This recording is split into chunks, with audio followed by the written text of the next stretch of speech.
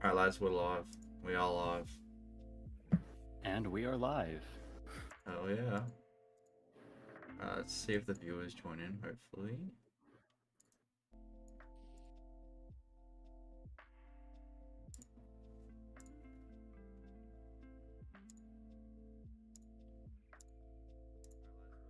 I'm gonna post this on Instagram. Yeah, Yeah, that's what I'm working on right now, trying to do that cross promo. beautiful. We've got a couple, we got Jazz in here.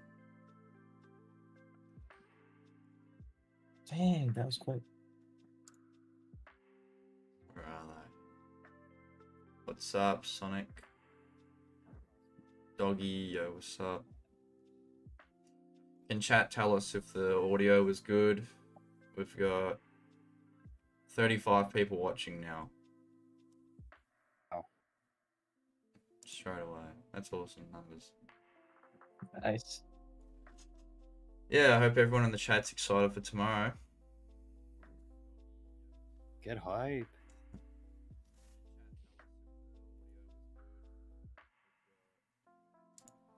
Alright. Yeah, audio is good. Thank you, Jazz. Thank you for that. Okay.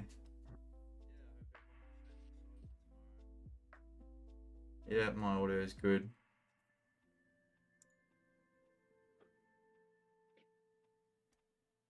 There we go. So how do we start this? I don't really know how to start live streams, but thank you to Stealth and Eric and Spectro and Lachlan who joined. Right here in my wait for the middle. We've got Stealth over here. He voices Ironhide. He voiced the Fallen, the short role that the Fallen had, and he voices Barricade. If you guys didn't know that, you should check the credits. And we've got Eric Tron over there who voices Hot Rod, who did a brilliant job in DW4. We've got Spectro Studios here who does our lovely VFX, all the crisp that you guys see on the screen. And we've got Lachlan, who voices Brawl, who has a little bit of voice acting fun with me. Who, yeah, we voice like Brawl and Onslaught together. So, yeah, we've got these lads on at the moment right now. We're going to be answering a few of your questions and talking about, well, the greatness that's going to come tomorrow morning for me and evening for you guys, I think. So, thank you, lads, for joining the live. I'm just looking at chat. They're all saying hello. They can't wait for tomorrow. You know what? I'm gonna start with maybe. I just want to go a little bit into each of you guys right now. Spectro. Oh man. So, let's maybe tell the chats and the live viewers maybe how you started off with VFX and what I don't know. How'd you find me? How did we find each other? Well, you know this. So I think I was a freshman in high school. I was on the bus on the way to school, and I happened to see a little tiny video called Darkness Within Part 1. And so, I watched it, and, it was, of course, like we didn't have any like voice actors at the time, it was just Mitch, one-man crew. And, I think he did such an exceptional job, and, it really inspired me to, reach out to him in the comment section. I think it's still there to this day. It is. Like, hey, if you need help with VFX, just let me know. And so it kind of just turned to like, our relationship kind of went from there. I think we really started expanding our relationship when it came to the Swagwave competition, stop motion competition with Swagwave. Yeah. And so every single round that we passed, our working skills, like, working in tandem, it really got better each time. Yeah. And then to the point where like we won the whole thing. Yeah. And so that really helped us like practice for DW2 and really like,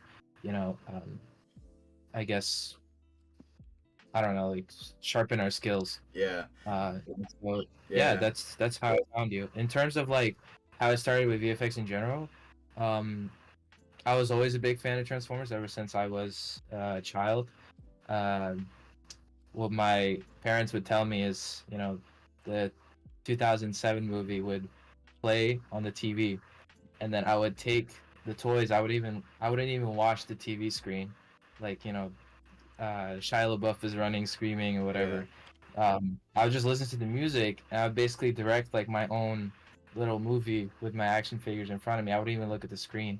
Mm. So that's kind of where like my passion for like 3D and VFX kind of started from, Yeah. and just filmmaking in general. So yeah. Yeah. Perfect. Eric.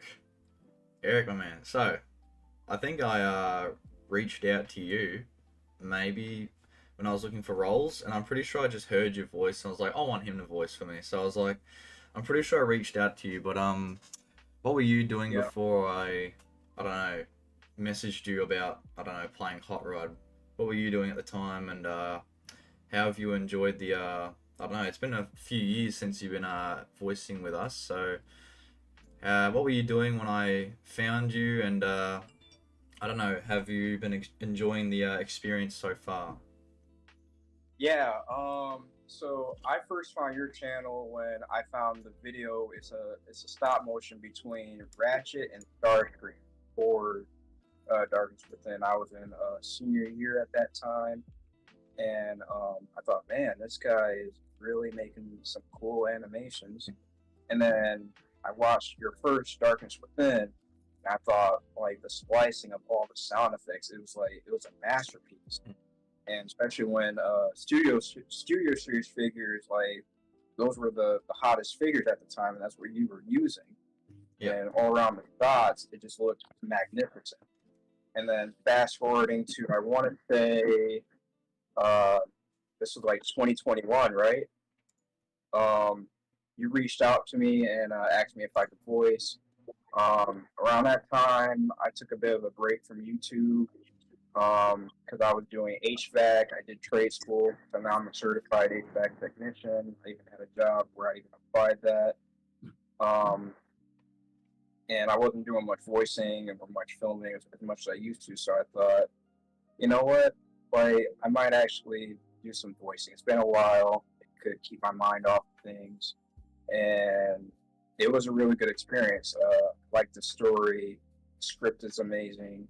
And especially how you wrote Bumblebee and Hot Rod being brother in arms, similar to The Last Night and with Cliff Jumper. It's a good. It was an amazing story, and Yeah. I'm really glad that I was able to help breathe some personality into the character. Yeah, yeah, because you definitely had a big role in DW4, which is like I had a plan for you, but I don't know if you were ready for it, so that's why I remember when I was up at 3 a.m. and we were doing lines together and stuff like that, because I just knew you had it in you to just, because you had a big role, so I knew you could get it Yeah. done. So yeah, it's been good. Stealthbot, I don't know if you're there, but are you there, Stealth? Oh, you are there. Okay, cool. Yeah, I'm here. Sorry, no, all good. Stealth, how I did was trying to you? promote the live Oh, on no. Instagram. No worries, dude. No worries.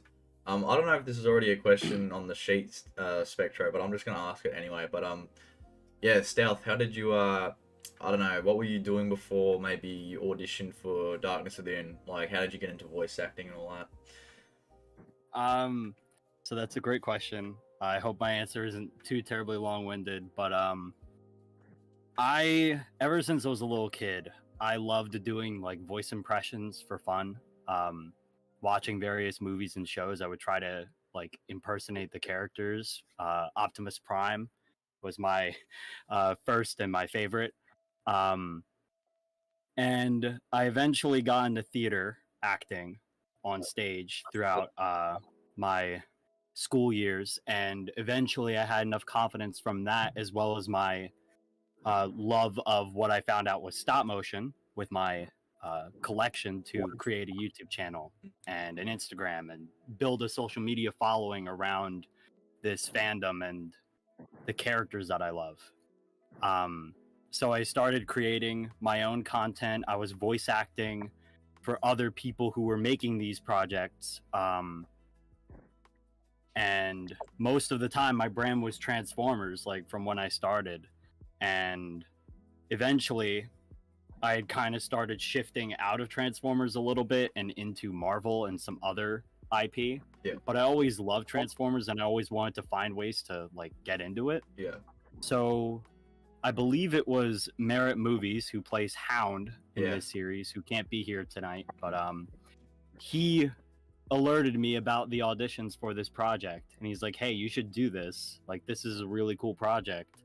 So I looked at the first episode and I'm like, wow, there's potential here, this Yeah. could be something really special. Mm. So I believe I auditioned for Ironhide and Soundwave, but I believe later on I was asked to do the Fallen and Barricade. Yeah, something So- like that. Yeah.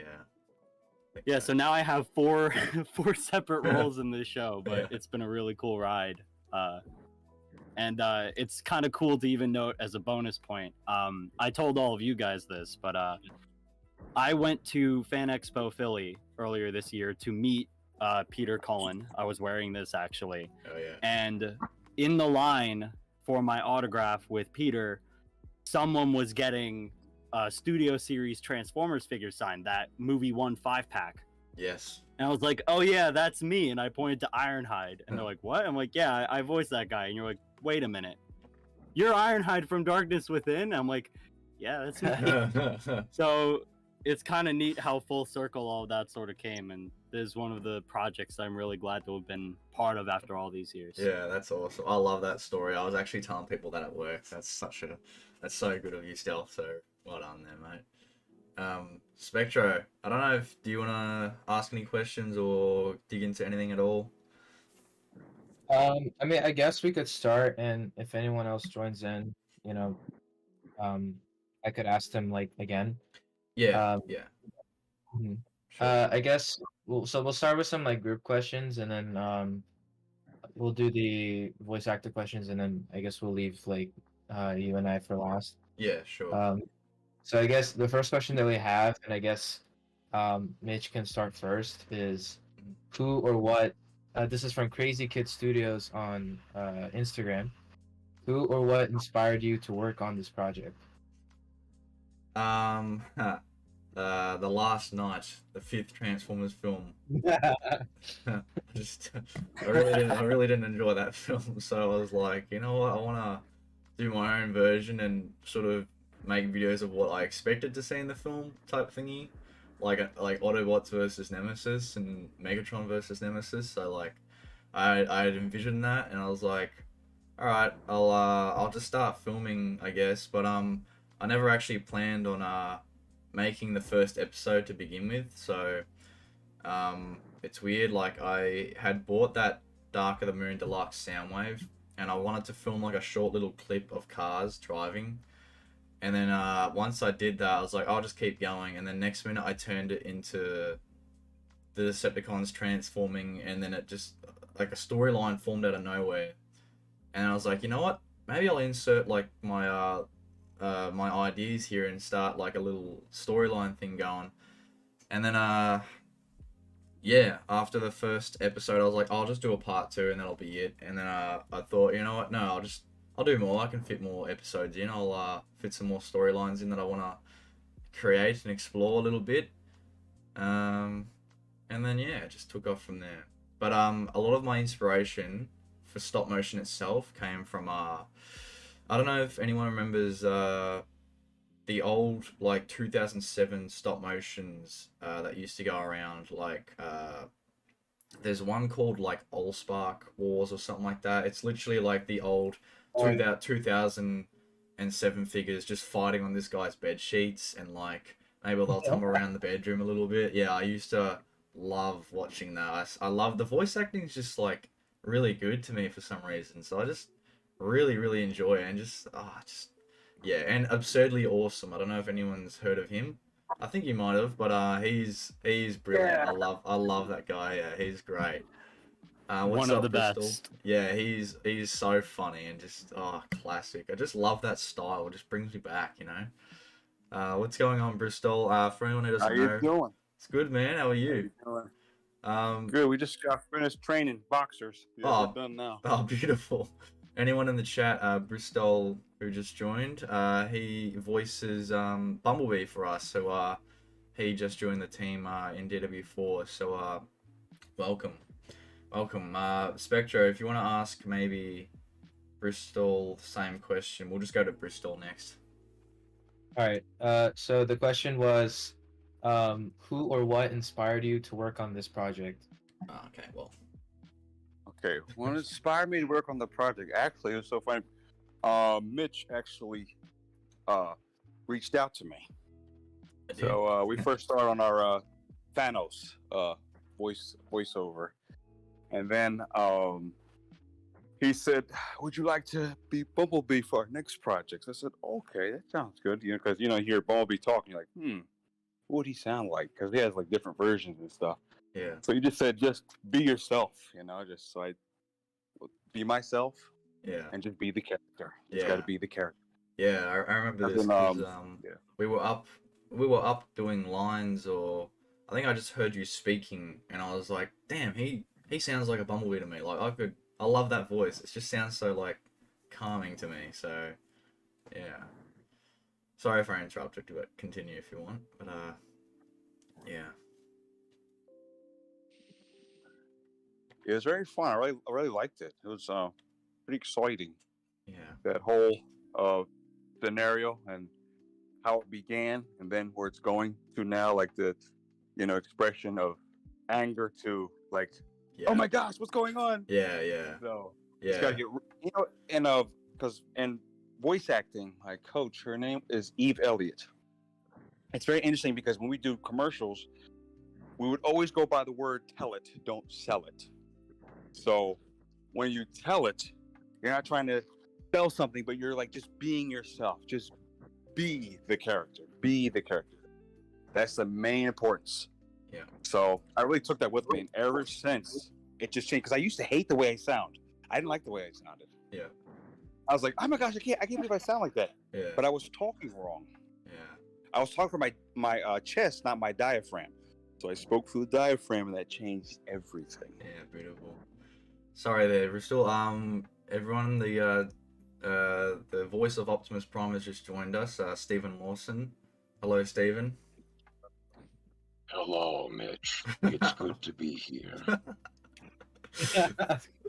Yeah, so a few people in the chat were like, wait, where's the guy who voices Optimus? Well, he's here now, so welcome. And Stephen, we were just asking, what was it? Like, what inspires you, Spectro? What was it again? I'm sorry. Who or what inspired you to work on this project? Well, I've been a big Transformers fan, honestly, since Beast Wars in the 90s. And the Michael Bay movies, and then from there, Transformers Prime, really got me involved in the Transformers community and very interested in, the property as a whole. And so I've kind of just been on a voiceover journey since I started on YouTube back in about 2015, working with YouTubers like DriftShots22, Mitch, and recently the Rise of Unicron fan film. So that's kind of been the journey, and I've been trying to evolve the character, at least my understanding, along with the different projects, and it's been a really enriching experience to do that. Perfect. Eric, how about you, buddy? Alright, so what inspired me to be on this project? Well, I love Transformers. It's always been in my heart for years. My dad first tried to show me Transformers when I was 3 years old by showing me Transformers the movie. Couldn't understand it. I was into Thomas at that time, so Astro Train was my favorite part out of that entire movie. And then the movies came out. My dad burned it on the DVD in the early 2000s, and I watched it. And before Transformers, I was into cars as well. So I'm all like, why didn't you show me this sooner? And then from there, like I just kept on buying the toys. Wasn't really much into Transformers animated, but he did show me G1, and I really liked that. And Transformers Prime rolled around, and it just stuck, and it just never left. And I still love the brand, still to this day. And even when I was younger, I grew up watching those old 2007 stop motions as well. Yeah, Um, Biggest influence, Night Slash 2020 or TFX Productions. Yep. Stop motions were dope, so I'm all like, I want to learn how to do that. I really want to make some Toy Story stuff. Yeah. And fast forward to 2013, my parents, they nicknamed me Erictron because it's fusing Megatron and Eric because I love Transformers. They understood that. And then I'm like, I should start a YouTube channel.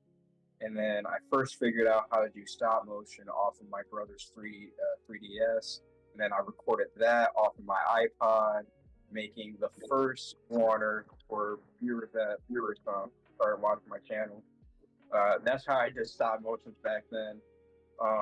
Wasn't the best quality, but that's how it started. Yeah. And from then I just kept on learning my craft, kept on improving, and it just stuck. I just went from there, and yeah, I hope to be better as far as like stop motion producing, voice acting, and I really hope to grow in that. Nice. You stealth? So the question is, what inspired you to be part of this series, or just Transformers in general? I guess we can just go with it in general. Yeah. Yeah, because it kind of answered that one. Yeah, I know. Yeah, I was like, oops, I already messed No, this you up. cool. I think it's the last it, so don't worry. But yeah, regarding Darkness Within, Merit Movies had let me know, hey, this is a really cool project that you would probably be interested in, and I was, and I'm glad I joined it. But like I said earlier, I've been a big fan of Transformers for a really long time. The 2007 movie was like my go-to movie whenever I was like feeling unwell, whether sad or sick. Like if I was absent from school, like I just have like a portable DVD player with that movie on. Wow.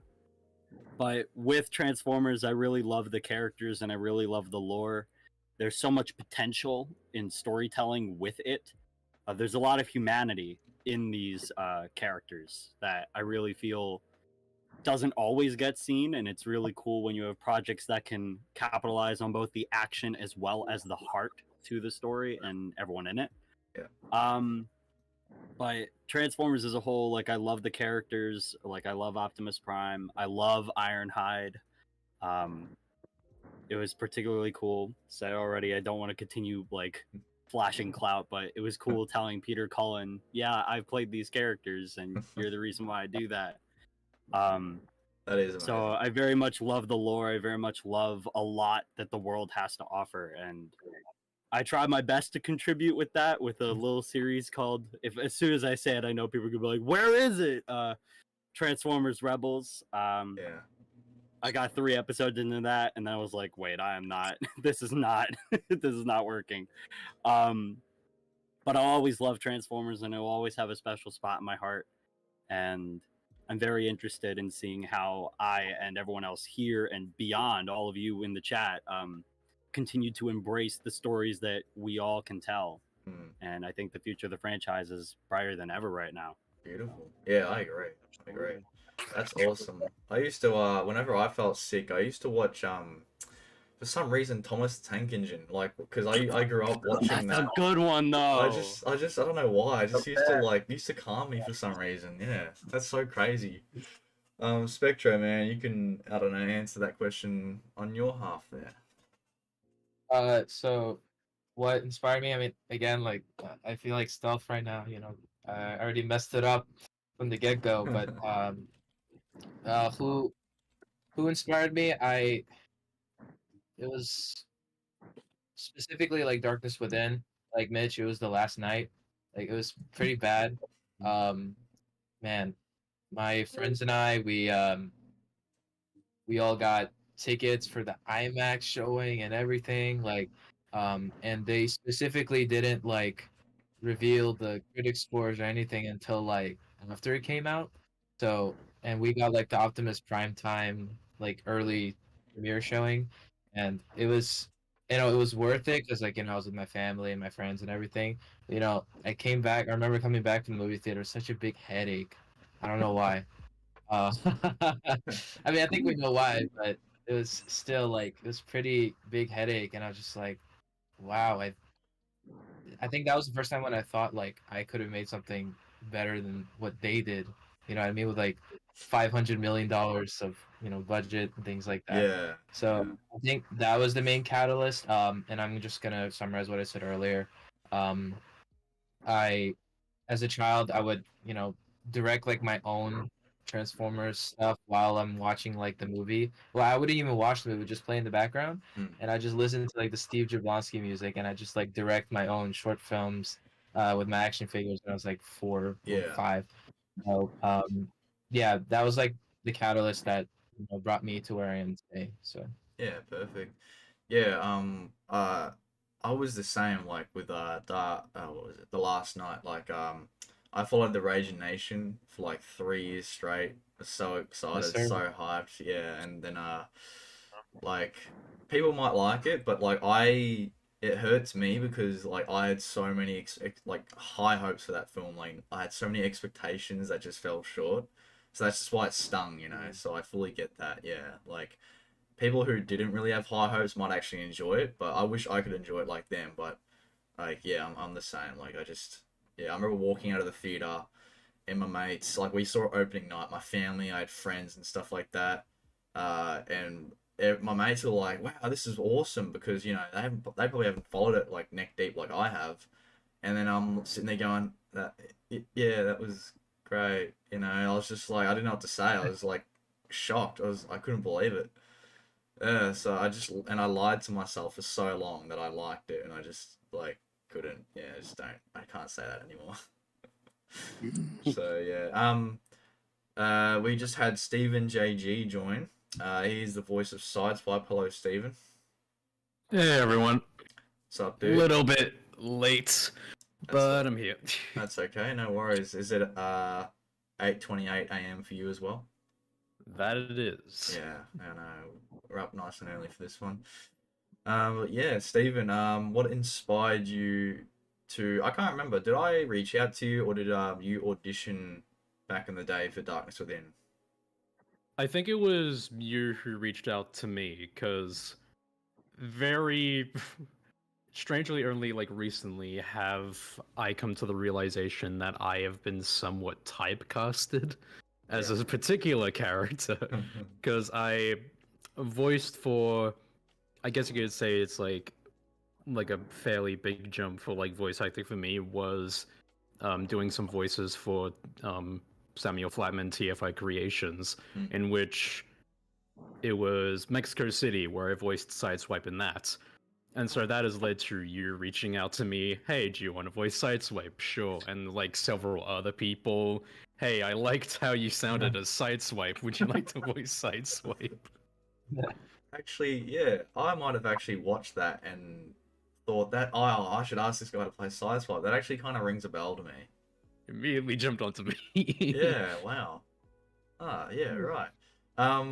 What do you love about the Transformers franchise? What inspired you to well, how'd you even get in the community in the first place? Like, did you find Transformers? How'd you find them? In terms of how I found it, it's kind of interesting because a lot of people, it's like around like my age and everything, would say, "Oh yes, it was the Bayformers as my first introduction," but that isn't necessarily the case for me because I remember there being like this like one channel, like some very obscure like Australian channel. I'm not sure if it was even through cable, but it was showing reruns of G1, and as like a toddler, I couldn't quite.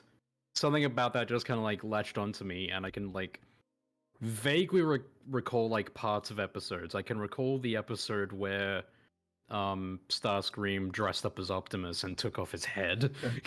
Yeah. And then there were like, bits and pieces of like Armada and Cybertron that would be, coming out through reruns. Yep. And the big push for me was the 2007 film, and so animated and Prime and everything, and I've been stuck with the franchise ever since. Yeah. Despite numerous times of me trying to leave, I can't let it go. Yeah. Yeah, animated was one of mine as well. Like I think I actually truly started with the Transformers animated, and then the 2007 film. I don't know. I think it came on like DVD or something like that, or it was just showing on like Foxtel at the time. Because I never saw it in theaters. I was too young. I just remember seeing it on TV. So it would have been a while after it came out that I saw it. So I would have been watching animated. So yeah, animated in 2007 for me. Lachlan, are you there? Yeah, I'm there. Hey I mate. am here. Hey mate. I know you're not like neck deep into Transformers like us, but Yeah, I am not. how about how did you find out about Transformers, my friend? Probably the first movie. Was it 2007? Yeah, 2007. Yeah. I watched that and I was like, this is fucking good. this is good. But like I was more into Marvel, so Yeah. I love that. Yeah. Probably me as well as a kid, like when we were younger in school. Like I think I was into Transformers and you went to Marvel and wrestling and stuff like that. So you probably, I guess, I feel like I have a part to play in you sort of knowing about Transformers. So I'll take Yeah. credit. Oh yeah. I Yeah. think it was you who actually told me about it. Yeah, actually. probably. We used to play Transformers at school. I'll be like, all right, you're gonna be Starscream, and you have to sound like Starscream. Okay, we're not gonna move on from this scene until you sound like Starscream, right? And I don't know if anyone remembers the scene, in Transformers 2 when Megatron gets half his face blown off by Optimus at the end. Yeah, so I had my mate. I remember my mate Jonathan. I'm like, okay, we're gonna recreate this scene, and you have to sound like he did in the film, like Starscream, right, and like tumble across the ground and stuff like that. Did it 5 times. I'm not gonna literally tear off half your face. We just pretend. The lunch bell's going. We aren't going inside till you do it properly, buddy. So it was so funny. But Lachlan, how have you? I know you don't do much voice acting, and I sort of you've never done voice acting, I know that for a fact, and I just sort of asked you out of the blue one day, but try and summarize. I know we do it together in like a private call, but like how does it feel sometimes, or like how do you go about trying to voice act, like, what's the experience been like, Well, you've made it easy. It's a bit uncomfortable, like doing like a different voice and trying to do these like lines and stuff. Yeah. But you made me like get out of my comfort zone, which I appreciate. Yeah. I've actually been loving it, like getting out of my comfort zone, like doing voice acting. It's been good. So I appreciate that. Yeah. Sweet. Spectro, you got any fresh questions for us, buddy?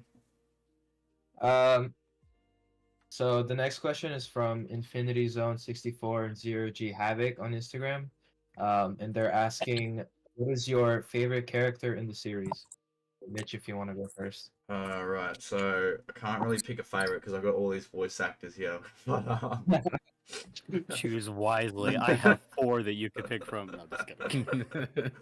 I'll. Oh man, you know what? Come back to me because I've kind of like got a long answer for this, so I need some time to think about it. You know what, Eric, you go first. Who is your standout favorite character?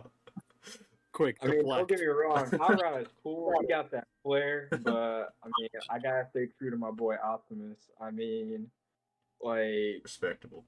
he in the thick of it in any Transformer series, no matter who writes it, and he'll always come up on top, and I guarantee you he'll probably come up on top in this one.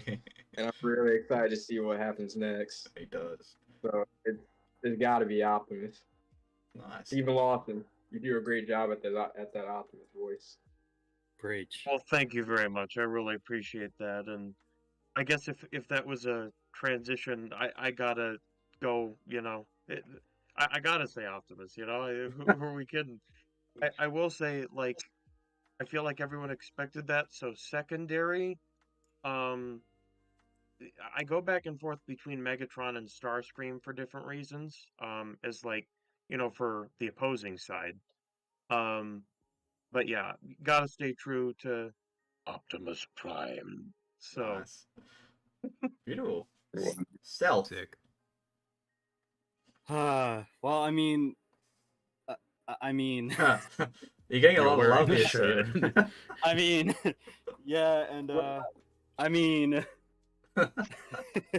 so no, in all seriousness, no, Optimus Prime has been like my go-to favorite Transformer in all of Transformers lore. Um, so even in this series, I love the duality between him and Nemesis. It is really fascinating to watch that unfold. But if I am going to be just a little bit vain and a little bit selfish, I will say that he is kind of tied for Ironhide because I feel like as much as I love Optimus and I love the fact that he's getting a proper Nemesis Prime like sort of character arc in this show, it is really refreshing to see a character like Ironhide be more than the weapons expert, but to kind of be thrust into this role of a leader that he is clearly not equipped for. There's a lot that you can play with in terms of the emotions and in terms of like trying to represent. He's clearly not trying to be Optimus, but he's also looking at Optimus as the blueprint for how to lead because he's just the gold standard for, I think, for everybody here. He is the embodiment of everything that a person would aspire to be in terms of wisdom, in terms of leadership, in terms of the whole like be strong enough to be gentle. Yeah. Like that whole like I can't do it as well as Steven. But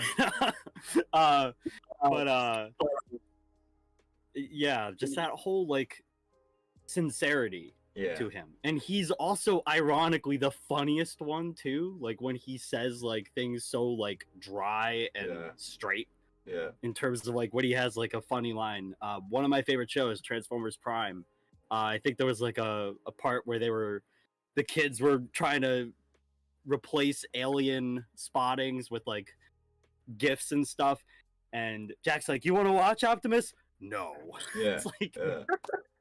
or in Rise of the Beast, "I don't want you going to that drive-in theater Yeah, anymore." yeah, I like Like, that one. there are really good Yeah. lines with Yeah. Optimus. He could be funny, he could be serious, he could be very wise, Yeah. loving, gentle, a badass. So him and Ironhide, because I love what we've been able to do with that character in Yeah, the show. perfect. So. Bristol, how about you, man? This is a little interesting.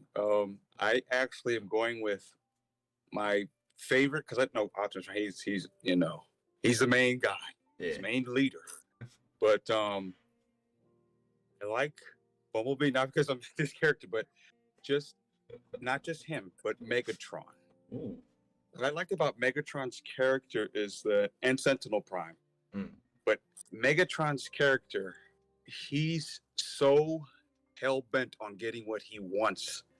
He will stop at nothing. I remember in the animated series, he was actually pretty defiant towards Unicron. He's like, "I belong to nobody." Yeah. Just tell like you don't tell what to do. Yeah. But his character and Bumblebee, because he's like that friend that's always like, "Hey, I got your back no matter what." He's constantly being that friend that's always like, "Hey, we're gonna do this." And the Rise of the Beast, I got chills. The whole theater went crazy. And I wanted to get no sports. Everyone didn't see it yet. I'm sure everybody saw it, right? Yeah, I've seen it. Okay. Yeah. Okay. those goes. Yeah. But when he Perfect. made his appearance, like "Don't Call It a Comet," that was so good. Yeah. That was like I got chills. I was like, yes. Yeah. But yeah, but yeah, just because what I like about these characters that they all have their distinct personality. Everybody has a role to play. Just like Megatron is like that leader. He's more corrupt and more vicious, but he's all about a goal. It's about survival. Mm. And Optimus, he's about what's fair to all life forms. He says freedom is the right of all sentient beings, and that's actually a really good word because freedom is really important. So I love the message in there that it shares with the audience too. Yeah, beautiful. Really good. Yeah. Stephen, JG. Optimus, no. Nemesis, no. Megatron, no. Ironhide, no. Bumblebee, there's side Shockwave. I don't know who my favorite character is. I would probably Ones that stand out to you then. as the ones that stand out. I feel like I'd be repeating a couple of points, but I do really love what's been being done with Ironhide. Again, kind of like going through that whole leadership position thing. That's something that's always been interesting to me. You know, like someone other than Optimus taking that whole position. In some ways, it's been executed pretty well throughout the franchise, and I think this is another case of that.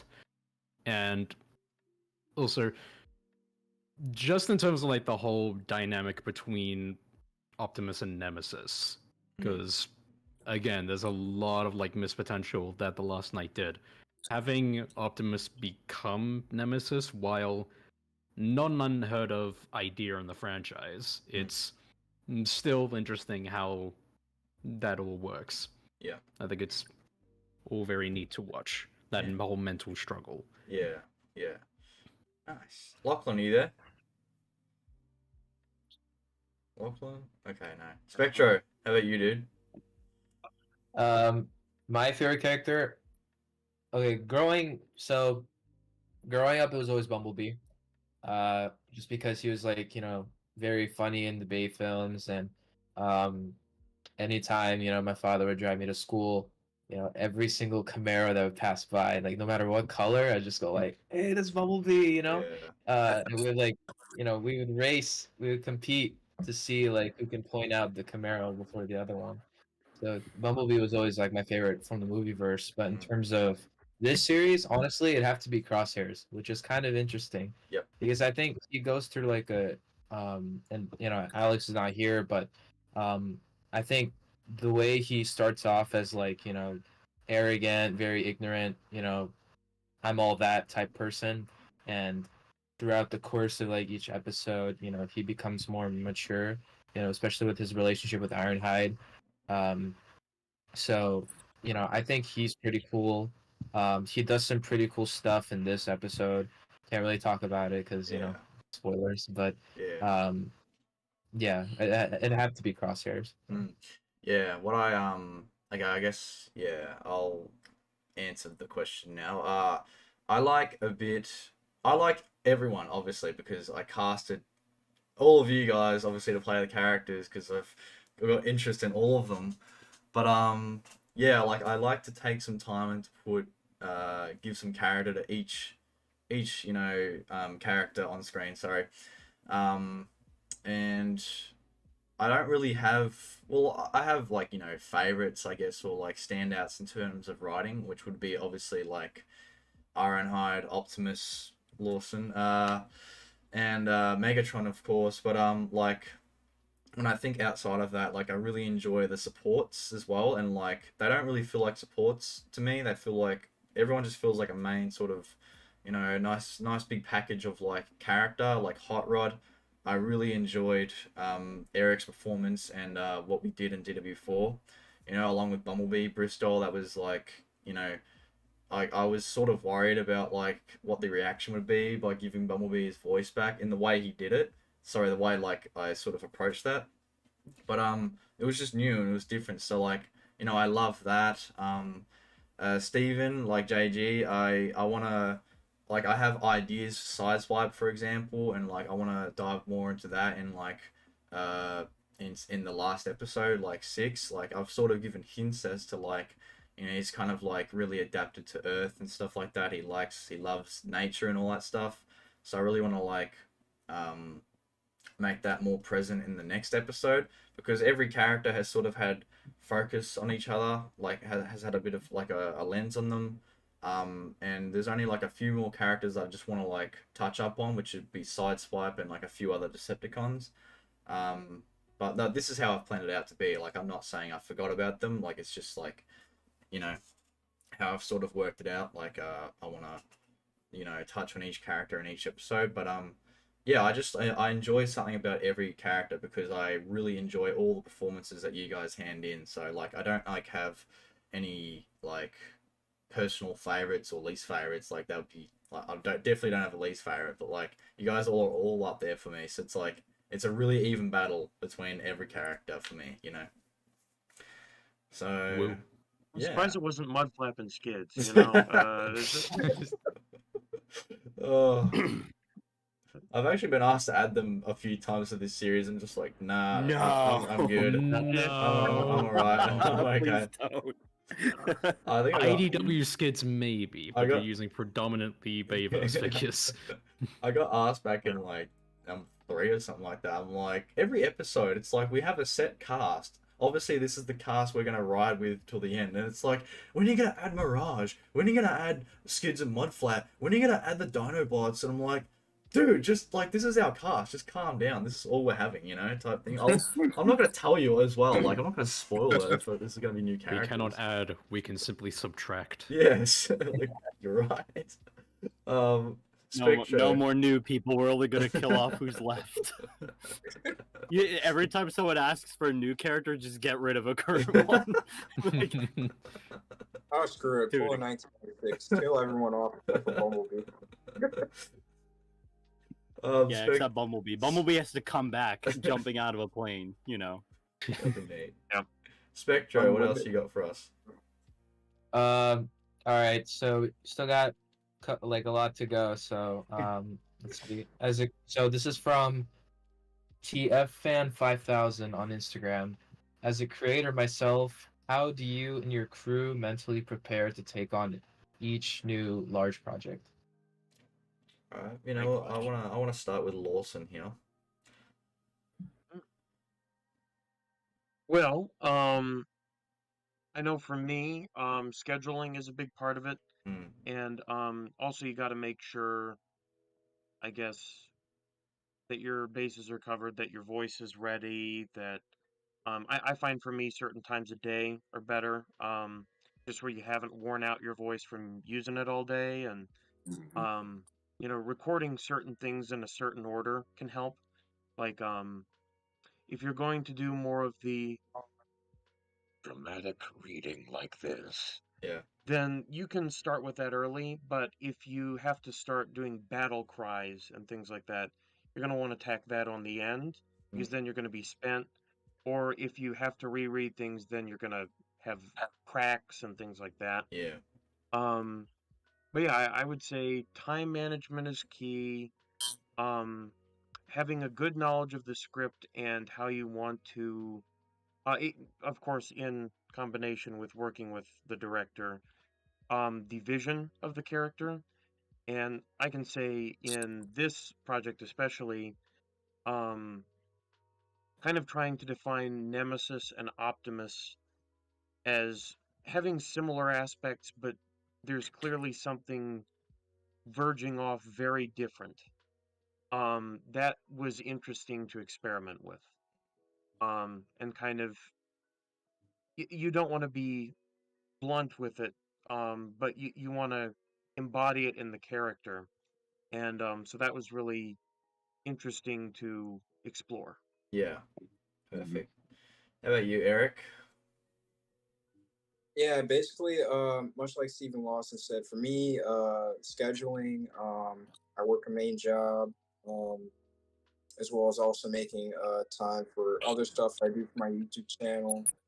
And basically, to prepare, I just look at the script, read the lines that the character is going through, and of course, within the storyline, there are consequences between each character, like say Hot Rod finding out Stinger's cliff jumpers, so that would mean emotions are going to have to change. So that gives you, so reading the script over really gives you the whole scope of what you need to bring to that character, and also with help with Mission voice directing me, Yeah. that also does some help for good help as well. So it's just scoping out the script and understanding what you got to work with. Yeah. Perfect. How about you, Stealth? I think a lot of what has already been said is pretty like well said. There's not a whole lot to add to it. Like having a love and an understanding of the source material as well as the script, and kind of seeing where they meet versus where they diverge, kind of seeing where you can bring elements of the existing lore versus elements of yourself that are kind of new and reinventing can help. Obviously scheduling, it takes a lot of time to do projects of this caliber. The scripts are very long, and especially when you have characters that are so rich and so complex, you really want to do them justice. And especially having more than one, trying to make sure they don't all kind of blur together as well. That's something that I've struggled with a little bit, especially when you have Ironhide and Barricade who are the same voice actor, trying to make those voices sound distinct. Yeah. And I can imagine Steven has that, Lawson has that issue with Optimus as well versus Nemesis. Yeah. Someone else in the chat said something about having vocal warm-ups. That is very helpful, especially when you have a lot of like battle cries that you need to record, especially if you have to do a particularly deep character voice or a voice that is very different from your own, trying to make sure you can maintain it and be consistent with it. Yep. So it does take a lot of like time and a lot of practice. Yep. And a lot of love for doing it. Yeah. Yeah. Really bring your all to it, but Mm. I like to think we do a pretty good job. Yeah, I like to. You do, definitely do. How about you, Bristol? I'm pretty much on the same boat with everyone. It's pretty much explained well, and because for me, I do voiceovers at night. Like this, like the projects we do is at night because when my brain, because I'm working during the day, but at night I'm really like I have like ideas. Even when I'm sleeping, like I could do this.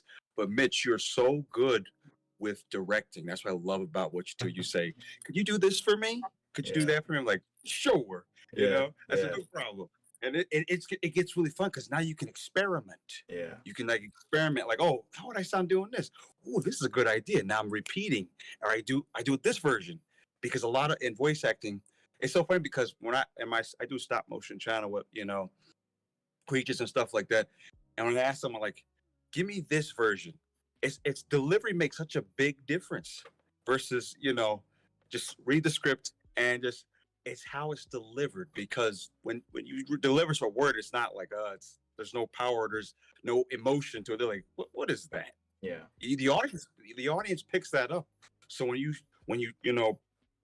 follow what it says and you really become the character, that's when something cool happens. Yeah. No, I appreciate the love there, Bristol. How about you, Stephen? JG, Sideswipe? How do you prepare, mate? Kind of a lot of the same stuff when it comes to like scheduling and doing some like vocal practice and everything to get it all ready. Of course, trying to make sure don't get sick before an upcoming recording take. Yeah. And in particular for me, the biggest issue would probably have to be the general environment. I'm having to record in my bedroom, which is probably the quietest place in the house, so there are like elements to, try to get rid of background noise, whether it be the train, birds chirping, the neighbor's dog barking, the neighbors barking,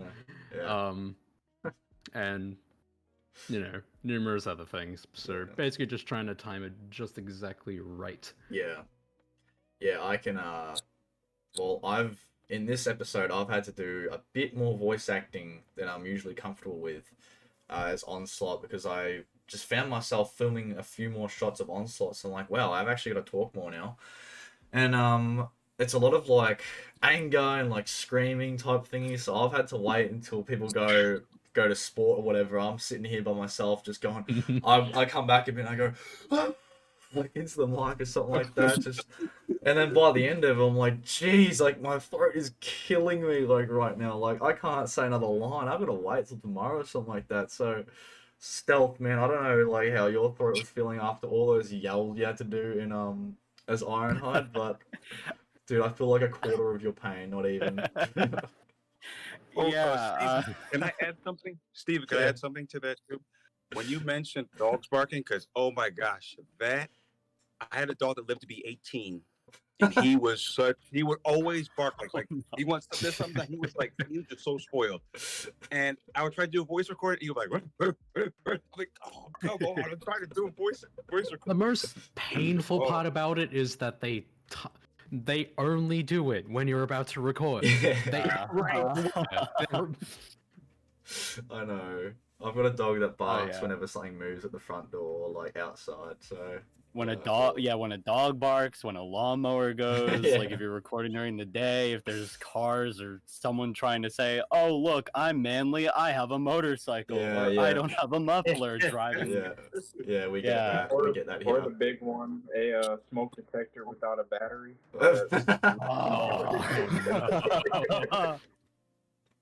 Oh. Yeah. But voicing Ironhide yells as a theater actor, it's kind of a running joke. Where as a former theater actor, you would do this thing called vocal rest, and you'd basically like.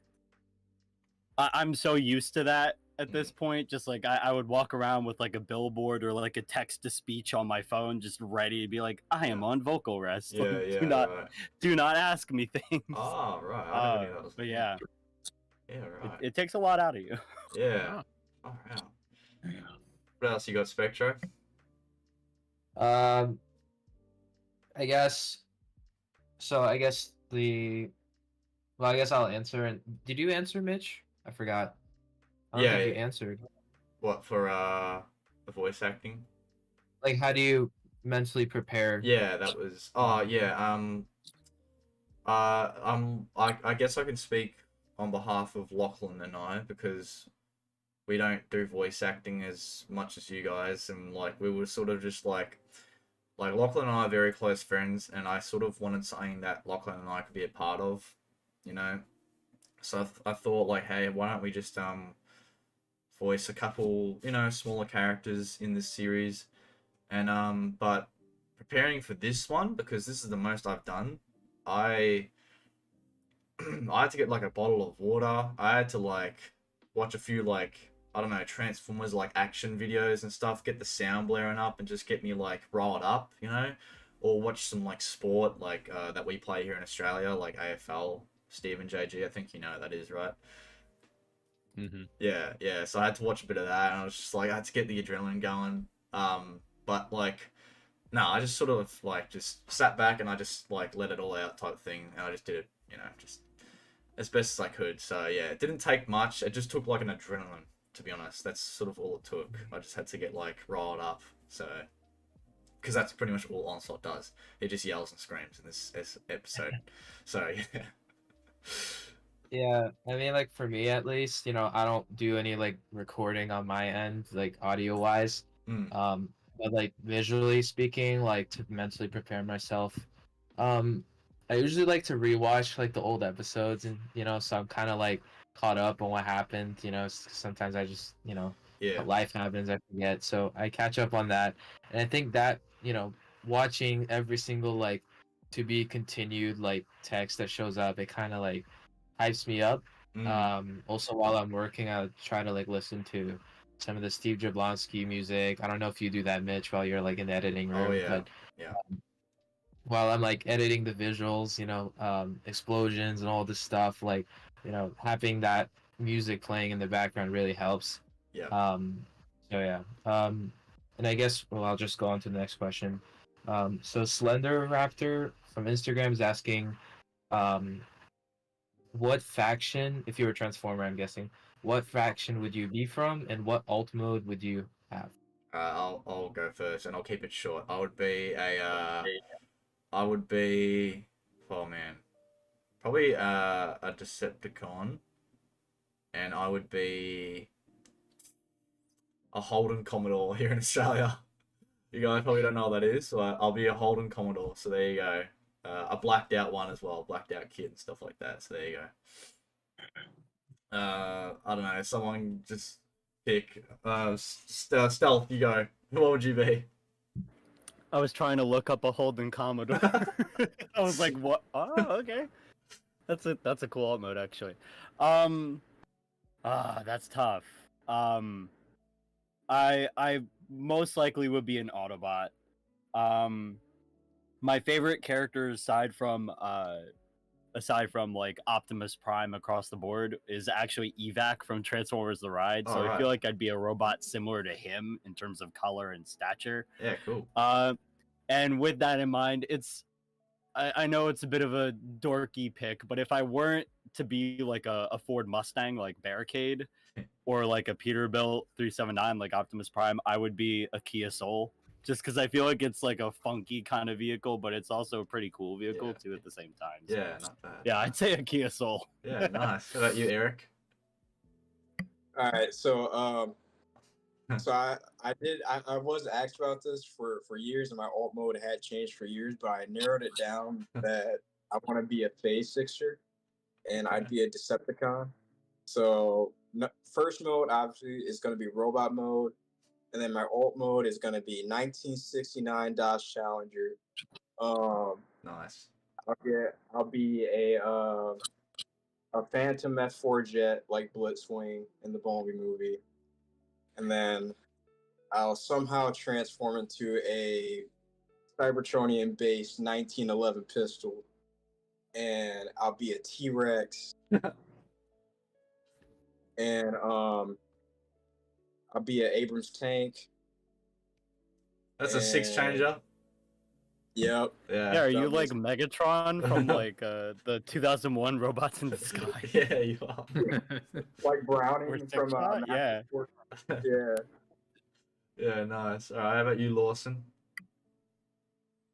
Oh boy. Well, I mean, I do feel such an attachment to the Optimus character that I'm inclined to say Autobot or Decepticon, I'd be some type of big semi or truck. But I also have really liked the idea if I was going to be smaller as like a Dodge Charger. I don't know what specifically about that vehicle, but I'm drawn to it. And I think it kind of is a nice in between of like I guess it's more in a barricade-ish vein, but you know, if you were gonna be reincarnated randomly as a transformer, I feel like I'd end up as something like that, a Dodge Charger. Nice. How about you, Bristol? Probably something totally different, like the Iron Giant, because I can't get killed. Yeah, I'm fair indestructible, and I don't know, just what faction would you be? probably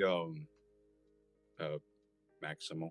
Ooh, okay, that's not bad. All right, I was not Yeah. expecting that. That's good. Transform into a wolf or something. All right, that's actually wow. That caught me off guard. That's actually not bad at all. How about you, Sideswipe? In terms of faction, I'll pull a thing from IDW and say I'll be a nail, a non-affiliated. All right, fair enough. And in terms of alt mode, here's the thing. I have numerous ideas for like alt modes that I would like to be, but I don't necessarily want to be like a triple changer or anything.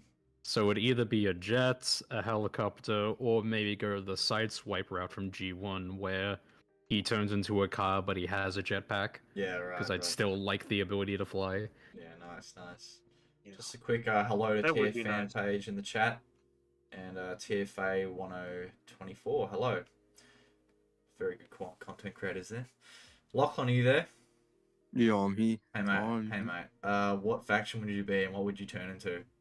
I would say an Autobot, and then I'd be a 2016 GT Mustang, because that's my dream car. Nice. I fucking love that car. Yeah. Nice. Preach. So, Mustangs, they're so cool. Yeah, so good. Nice. What But else? yeah, that's what I'd be. What are you? What would you turn into, Spectro? So we own an Audi A3, and you know, I was gifted that car for my 18th birthday. So I was, you know, that's definitely the car that I would want to be. And I guess like it comes in black, so it reminds me of Sideways a lot. So I'd say I'd probably be a Decepticon. Ooh, So nice. So the next question is from I'm the retro guy SM from he's in the Instagram. chat actually. Yep. Oh really? Yeah, Hi. he is. I've seen him. So this is for Mitch Mhm. and I, for me, so he's asking for MP Cons and Spectre Studios. Can you provide me with any stop motion or VFX advice? If you want Uh, to. yeah, I've sort of said this before. Just like just do it as much as you can. And I don't like when I was like little doing stop motion. I never thought about doing series and stuff like that and doing episodes. I just thought about making just a cohesive little video that explain like you can tell what's going on. So just focus on like having an audience, like getting the audience to understand what you're doing first before doing something crazy like announcing a series type thing. Because I see so many people announcing series with like such like little experience, Whereas like I feel like back then people were just doing little shorts and stuff, and they were just being loved for how they were, It didn't have to be crazy long or anything like that or dragged out. Just something fun. Get it done in like a little time frame or like whatever time you have type thing, and just get it out there. Just do as much as you can. And always have that motivation. So don't overkill it. Yeah. As far as on my end, definitely like, look for inspiration. Look at anything that inspires you. And it's literally just work, work, work, work, work. Mm. A lot of failed attempts, and I think all of us, like in our own way, you know, uh, with our own talents, like we failed a lot of times. Sometimes we had massive hits, sometimes we don't. And that's all part of the process. So as far as like VFX, like I started I think in seventh grade. I'm now going to be a junior in college. So, I don't know how long that's been, quite a long time. Mm. And so, I started with like, so Captain America Civil War came out, I think, during that time.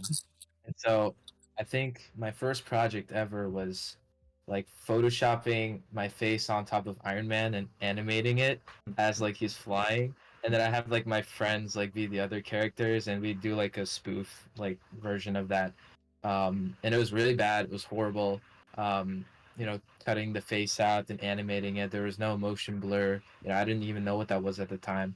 So, you know, obviously practice makes perfect, and also look at what inspires you. For me, it was obviously um, Industrial Light and Magic with like all the crazy stuff they do with like Star Wars and Transformers and things like that. Um, so yeah. Um, Yeah, nice. so the next question is from Goldbug44 on Instagram, and they're asking, "What Darkness Within episode is your favorite?" Ooh. Huh. Well, For me, it's 5. yeah, 5 for me. Like all of you guys haven't seen it, and in the chat, but like you kind of know what happens. But like, uh, for me, yeah, it's number 5. But if I had to say, out of the ones that are up now, like excluding 5, I would say, like it's really hard between 3 and 4. I love 3 because of the action and because of like the crosshairs, Ironhide tension, and a few other things that go on. But I also love 4 because of the Stinger, Bumblebee, and Hot Rod arc. And Hound as well. Like Hound gets a bit like unsure with himself, so I liked exploring that. That was fun. Uh, so yeah, it's a really hard because like I don't know. I hate picking, so I'd have to go with I'll say 3 for like the action and just like all the emotion that was put into it by all the voice actors. So I'll just go with 3 because there was a lot of like really like intense emotion, you know. So I'll say 3. Stealth. Okay, so it's really hard for me to pick one. Yeah, pick because of the wisely, fact buddy. that Pick wisely. It's No joke. I know. Um, I feel like I don't remember which one it is, and I feel like that makes me like a bit of a fake fan of my own show, like Cool. a show that we all work on. But it is a tie between the one where the Fallen gets his ass handed to him and the one where Ironhide's like, "Here's my goddamn farm." Because Yeah. both of those episodes really allowed me as a performer to kind of like showcase a Yeah. bit of range and a bit of humor in a way that Yeah. you don't always get to as a voice actor. Yeah. Playing these like menacing, like really like monstrous characters in a way. Yeah. But aside from that, I think I know I haven't seen it yet, but based on character and storytelling, I think episode 5 will be the best one yet, because I really love seeing, like I already said, the duality between Optimus and Nemesis. It's something that hasn't been done quite like this, I feel.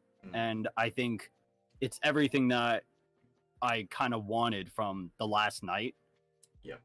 That a lot of people maybe felt was lacking from that film. I feel like this is basically that story done right. Yeah. So cool. Yeah. Eric, how about you, mate? I gotta say, mine would have to be the last episode before this episode, Darkness Within 4. I really like that Hot Rod, Stinger, and Balmy story arc, and I really hope that Stinger comes back to the good side, because that was deep. Yeah. Yeah. Nice. Lawson. I hate to sound like many of the other voices, but I mean, I gotta go with the current one that we're going to see shortly. But if I had to pick another one, it would be 3. 3 had a lot of action, a lot of tension, a lot of heavy stakes, and you know, to me, it's a good encapsulation of what to expect for the series. Yeah. And like if you, for a lot of shows and stuff, if you want to get someone, you know, into it, it's like, what do you show them first if you want to get them hooked? And I think 3 is a great, you know, they're all great, but 3 is like an exceptional case of like, you want to get their attention, you show them a clip from, you know, that one, and 5, and they're gonna be like, okay, I want to watch this. So Nah, sweet. I actually do find myself showing people clips from 3, or like when I talk about the YouTube or something like that. So that's Bristol, how about you, man? I like 3 to 4 because the intense buildup of the episodes. Yeah. And this new one that we're going to see soon, I've yet to judge this one, because the thing is, I would have my family. I had them, my whole family. We watched it, and we were like, "Wow, this is really good. Like, this is like a movie." They really loved it. Yeah. And they were like, "This is so well done." So appreciate it. Yeah, I really, and I wish Monsieur was on here, but just his character, I believe it was Stinger. Yeah. I just love how he goes from I lied, you know, just seeing how he changed, and like, you know, from you deserted me, so you pay, you know. So I really love that. I like those plot twists. I love plot twists, and because anything that's predictable, audience will be like, but when you do something unpredictable, that's when fans like, whoa, you capture their attention. I love that. Yeah, he has a great couple scenes in this new one, like really good stuff with Alex Justice. They bounce off each other so well, so I'm really keen to for you guys to see that. So yeah, how about you, Stephen JG? Probably would have to say episode 4. Got a lot of good scenes in that. Scenes between with like Hound and Ironhide, and then the whole like Hot Rod and Cliff Tripper story. I really like that. Yep. And some of the smaller bits between the Decepticons and Nemesis. Yeah. And really looking forward to the next one.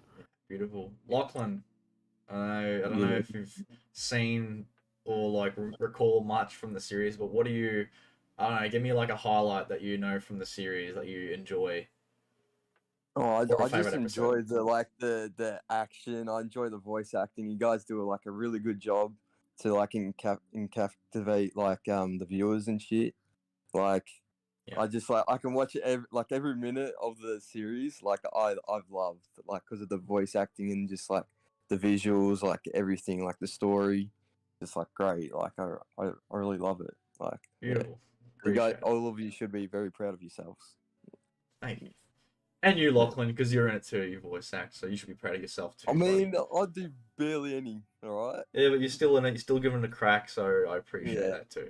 Yeah. That's But yeah, I think everyone can give themselves a pat on the back because you all work very yeah. hard. Exactly. Exactly. Alright, Spectro, go for it. So, the next question, I skipped one, was from KJDJ66 on Instagram. And they're asking for you, Mitch, and I, who is your favorite character to animate? Okay. If I had to look, actually, it'd be Jazz. Jazz is like, I think Jazz is like the easiest one to animate because he's so light, like light on plastic, and he's just got like nice joints. But otherwise, I'd have to say maybe probably Optimus as well. Like I've gotten so used to animating that figure that it's just become very easy to me. Even if he doesn't have the greatest like leg articulation, and ankle tilts, I still find a way to just like get him moving pretty well. And I'd also like to add on to that, my least favorite is Barricade. Barricade's got these weird joints that like click so awkwardly, and it's just like it's hard. It's just hard, and his feet, they like separate sometimes for me, so it's so hard to like keep him. Oh, it's just a pain. But yeah, I'd have to say either Optimus or Jazz is my favorite. I'm sorry. That's okay. That's okay. Actually, the Fallen, that old Fallen figure was terrible to animate with too. The feet would just scream back together every time. Oh my god. Yeah, for me, at least on the VFX side, my favorite would have to be, and I'm sorry, Mitch, it have to be Barricade, because I don't know. No, I understand. Because it's like the red and blue and stuff like that. Yeah, it's the red and blue, and also I think it kind of goes to his personality as well. Mitch let me make the decision to have his headlights be on whenever he's like in robot mode, because like everyone else in Sideways as well, because those two typically are like very flashy, arrogant characters in a way. So they try to make themselves stand out from the other cons. So I think Barricade is certainly my favorite because he's like the flashiest. He's got all the gimmicks, and I think in the 4th episode, I made him have like this flashlight that comes out of his like shoulder when he's like looking at Bumblebee or something. Yeah. So he's got all these gimmicks and cool stuff. And my least favorite, and Mitch knows this, it have to be Stinger, because his animating these like the visor that he has, like frame by frame, such a pain. Yeah. And it takes so long. Yeah. And there's this one scene that he has in this latest episode, and it was it took so long. But in the end it was worth it, and I think it came out pretty well. So yeah. And then next question is from Zero G Havoc again from Instagram. If you could pick one thing you've enjoyed doing during the production, what would it be?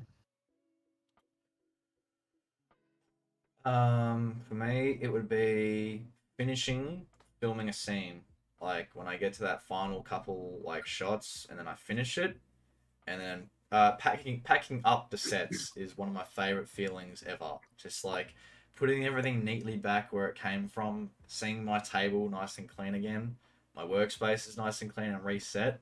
It's such like a refreshing and good feeling. I still have the setup from like the big fight, like the big set that you'll see in this episode. That has been up since November last year, and it will be up for another year. It hasn't come down. So, and that's in like a big like corner of my garage. And when I pack that up, I consider that my workspace. Like I got a little kitchen next to it and stuff like that. When I pack that up, I'll be like, oh, just like it'll be the best feeling ever. Just to see that brick wall again, and like the windows and stuff like that. Just can't wait. But yeah, how about you, Stealth?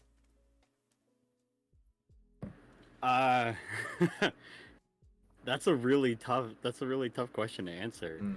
It is, yeah. Because there really is a lot to love with what we get to do on this project, and there's a lot of great takeaways that come from it. Obviously, I am biased to say that it was really cool being recognized in person for this project. Rightfully so. I never expected something like that to happen. Yeah. So that was a particularly cool takeaway. But from working on it, obviously it's very physically taxing trying to record all of the different characters and trying to record all of the lines. The scripts are particularly hefty, even though I love that about them. Yeah. There's a lot of meat in the material. But I think the best part, kind of like looking at this whole experience, is just seeing how far it's come and seeing how each episode kind of gets the leg up. Yeah. And it's like, all right, this is the best and biggest one yet. It's like, oh, you haven't seen anything yet because we just got the script for the next one. And that's even bigger. Yeah. And it's really cool having these great character moments and character arcs within each of them. Yep. Like getting to say, like, oh, here's my goddamn farm, as well as at the same time you have like, oh, now he's leader of the Autobots temporarily. Yeah. It's kind of cool getting those sort of storylines. Yeah. And getting to see how the brand evolves from it. Yeah. How about you, Eric? I would say what I have to enjoy most about this project is like the freedom to improv, like just coming up with different ways to like add on to each line, just to make the character, to bring the character more life than what was given. Yeah. Like Eric and we were doing lines together like a month or something like that ago, and I was stuck, and I was like, Eric, what would you say here? Like, what would you say as Hot Rod in this scene here? Like, what would you just think of something, like funny? Like, I don't want to try and force myself to be like, think of something funny. So why don't you just come up with something and we'll see what sticks. And we did it. Like, I enjoyed it so much that like, yeah. So yeah, I get what you're saying there, Eric. How about you, Lawson? For me, being a part of any project, it's fun to see it evolve and get better with time, of course. For me personally, in my work process, I really enjoy getting just that perfect take. That one where it's like, yes, that was it. There was no little divot in the performance. That was it. You nailed it. Yep. It's a very satisfying feeling to be able to send that out. And sometimes it takes a lot of work depending on what it is specifically, but that in my performance is fun, and for the project as a whole, it's always great to just see the final thing all put together, and it's like, yes, chef's kiss, masterwork. Yeah, I can't believe I didn't say that. The final product, like when that final render is like the most satisfying ever. Oh, it's just amazing. Yeah. How about you, Bristol? Yeah, pretty much on the same boat with everyone. Yeah. Like that. It's when you see things when the final product and then the voices together and just how it's done, it really is like, wow, it's like we really brought this to life. Just saying that, when you first start, especially when you do like stop motion, because it does take patience. Yeah. And time. Yeah. And sometimes frustration was, to play something and it falls, I got take the same, like the frame, get the right position. Yeah. But it's you gotta love doing it. Yeah. It's so satisfying and rewarding. How about you, Sideswap? Kind of all the same, yeah. Yeah, no. Share the same sentiment. Yeah. Spectro? Two things. The first one, Mitch, you reminded me when you said it, hitting that final render button, I'm like, poof, that's it. Yeah. We're done. Yeah. I always like to post on my Instagram, like how many clips there are. I'll actually take a look right now. How much the close to 1,000. How big is the file? Yeah, file. So right now in that folder, DW5, 929 VFX clips. So like 929 times I have to hit that render button. And the whole thing in total on my computer is 8.07 gigabytes. So, finishing that whole thing and like deleting it, it's like so relieving. Yeah. I'd say like production wise, it would have to be like animating the faces. There are a lot of like, facial animations in this one that I I'm pretty proud of, especially between Megatron. There's a scene with Ironhide where Mitch sent me like stealth lines like in the clip that he sends me. Normally I try to imagine like what they're saying, and I look at the script while I'm working and animate the expressions to that. But he sent me Stealth's voice with that, and it helps so much. And there's a scene where Ironhide's actually like talking, like his mouth is moving and stuff. So it's very, it made the moment really cool. So yeah, that would be my favorite facial animations. Yeah. Yeah. Did we get through everybody? Did everybody answer? Yeah, I think we did. Lachlan, I don't know if like Lachlan has a. I would say just doing voice lines with you, Mitch. Yeah. It's like so fun. It has been fun. Yeah. Actually, I think we have a good laugh. Yeah, I know. I do remember. We do like 15 lines. seconds of voice lines, and then we start laughing for a minute. Yeah, we just start laughing. Yeah.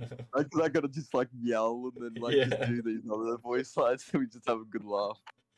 Yeah, that's been good. And just getting out of my comfort zone as well. It's been good. Yeah. No, I get that. It's cool to just see like the director side of you, as well. Yeah. It's like, and see how passionate you are about your project and stuff. It's so good. Like, it's good to see, Appreciate it, bro. Yeah. The next question is from the Energon Effect on Instagram. I think it's a little too much. Like, I might have to lower to like maybe 3 or 2.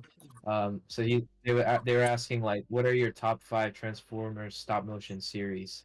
I think 5 is a little too much. I don't really like have a top 5. Yeah, I don't think I have a top 5 either. Yeah. I would say Yeah, go for it. Sorry, you go. I would say like the Darkness Within, obviously. Yeah. But if it wasn't, Darkness Within, it'd have to be drift shots, the stuff that Steven Lawson does. Yep. That's my favorite, and then my second would have to be anything TFI Creation does, and Transformers Legacy from Swagwave. Yep. So that would be like my top 3. I will say, I'm going to be biased, Darkness Within, obviously. But I love Absurdly Awesome's, he has like a few like Optimus Prime joins Facebook. That was like one of my favorites back then. So I love Absurdly Awesome, and whenever he does like a series, he actually does have a really cool series. I can't remember the name of it, but I used to love it. It was like a multiverse of like different Transformers continuities coming together. That was brilliant. I love that. I think series. It's like the first series was like next or new generation, and then it was his big finale. Yeah, you're right. Yeah. He did movie. I know what you're talking about, Steven. Yeah, I love what he did, and it's so funny. Because the chemistry in those videos is so great, so I just love like watching his stuff. The 2007 that stop motion series that I just can't remember the name of right now. But that was great. And then like currently I'd have to say there's one that I was following and I can't remember what it was. Come back to me on that. Eric, what would you be your favorites? My top 3, obviously since I voiced for it, Darkness Within, pretty solid. Second would have to be my own series, Warner. Go check that out. Episode 6 coming pretty soon. Sweet. And number 1, I'm really digging Transformers Interstellar from TFI Creation. Yep. Stealth. So I was really trying to look back at like all the different Transformers series that I am aware of. Yeah, I'm doing the same thing. So many. Yeah. I mean, obviously, there's this little show called Darkness Within. I don't know if you guys have heard of it. It's actually kind of nifty. Looks a little, amateur. The guy who voices Ironhide's obnoxious, though. Oh my god, I hate that guy. Yeah, I know, right? But obviously, Darkness Within has been a blast, and working with everyone here has been great. A couple of others that I've really enjoyed working on. Transformers Prime Legacy is kind of the one that put me on the map, getting to bring a Transformers Prime story to life in a different direction. That has been one of the hallmarks of my career. Yep. There's another one recently that I've been working on called Deviations. That is a lot of fun. It's a very, very good character study, and I really enjoy the depth and dimension that comes of it. Yeah. And one more, this was the first series ever voiced in, Transformers Exodus. It was a very good adaptation of that book, which I didn't even know of at that point, but it's really cool seeing how that particular storyline evolved as well. Yeah. And Absurdly Awesome. But that one was already taken. So. Yeah. No, you can add on to that. Lawson, how about you, dude? Yeah, gosh, there's so many that are just amazing. I've got to, put at the top. I can't play favorites, but I've obviously got a huge attachment to Darkness Within and Drift Shots. They're both just amazing content creators and stories to follow, as well as very interesting characters, and to be part of that growth process of the whole project is amazing. I do enjoy Absurdly Awesome as well. I'm really glad you mentioned them, because I was trying to think, gosh, what is the name of that channel that I always go back to? Yeah. But that's another one that I recur a lot. Steven Epic Nation, I think is kind of getting there too. I enjoy that. Yeah. And yeah, I would say those are the main ones. Also TFI Creations, who he's just a household name at this point. On YouTube for Transformers fans, and I really liked I guess recently his Finest Hour special. That was very interesting, and I enjoyed that very much. Yeah. Nice. How about you, Bristol? Well, Darkness Within, of course. Another one too is I'm also was featured on this other channel, Magic Man Animations. Yeah. I played a villain. I play a Australian villain. Yeah. And I'm supposed to be heavy set, so that was something. And I also this series on my channel, BKJ Realms, I play Paul. He's like a Lycan. Lycan's like a werewolf. Yeah. And we had like a storyline where my friend, he plays Raheem, is like a powerful Lycan, a powerful like antagonist. We turned to a whole series, made it really fun. Yeah. Perfect. But yeah. Yeah, nice. How about you, Sideswipe? I like how you just keep calling me. Yeah, because I keep saying Steven. I don't want Steven Lawson. That's fair. There's already Steven there. Otherwise, you could just call me Steve. Steve. Alright, call you Steve. Steve, Stefano, Steve, whatever it is. Aussie Steve. But Aussie Steve. Yeah, sure, that'll work. So, just to go through the list, none of these in any particular order. TFI Creations, worked a lot with him over the last couple of years. Really good friends with him. Yep. So a lot of those projects have a near and dear place in my heart. Crosshairs Productions, loved his work throughout the years. Of course, there's TFX, formerly Night Slash. Who else? I'd also want to give some props out to McFormer W1N and Myriad Movies. They do some incredible stuff. I'm also great friends with them. And Darkness Within. Oh yeah, that one. Whatever. Yeah, that one. Yeah, I guess that one's alright. Have I missed anyone?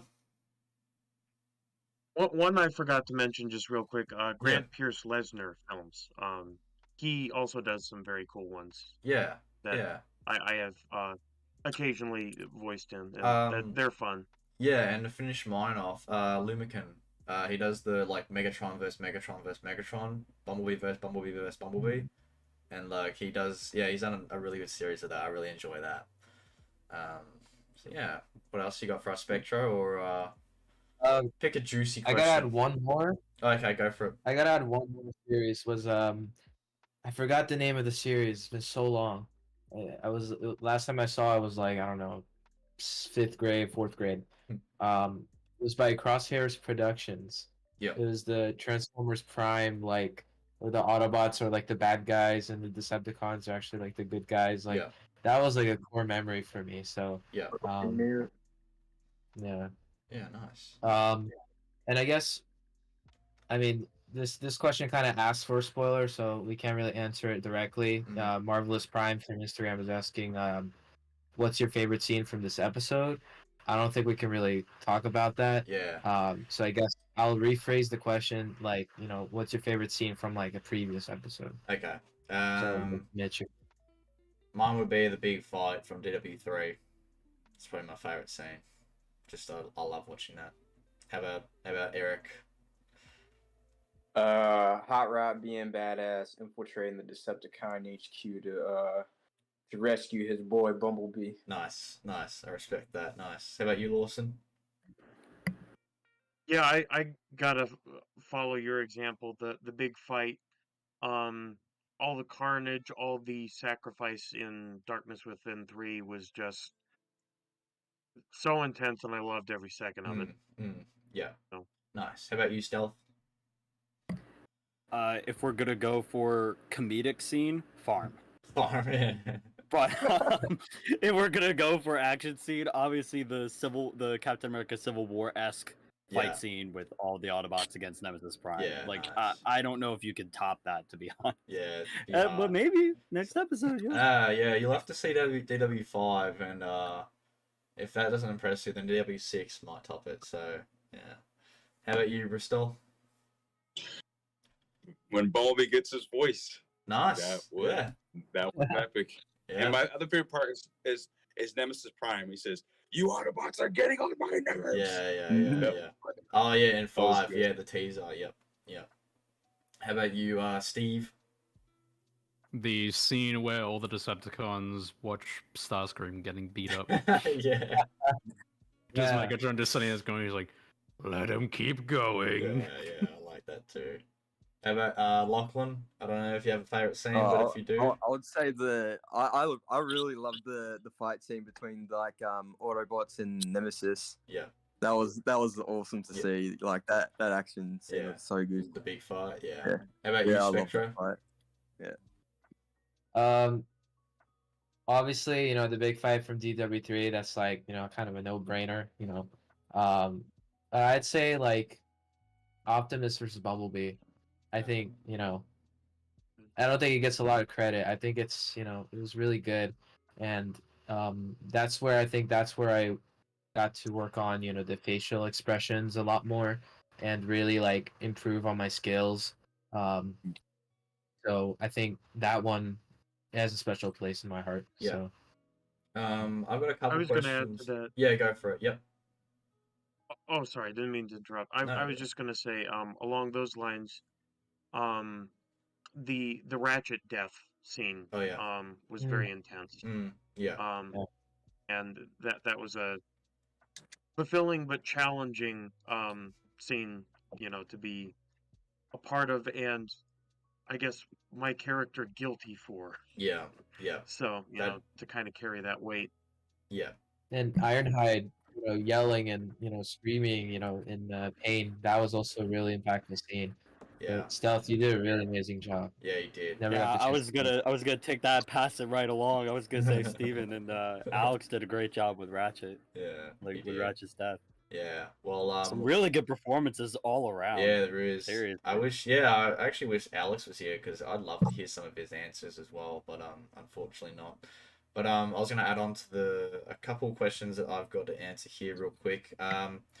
Darkness Within 5 will go for 50 minutes long, the runtime.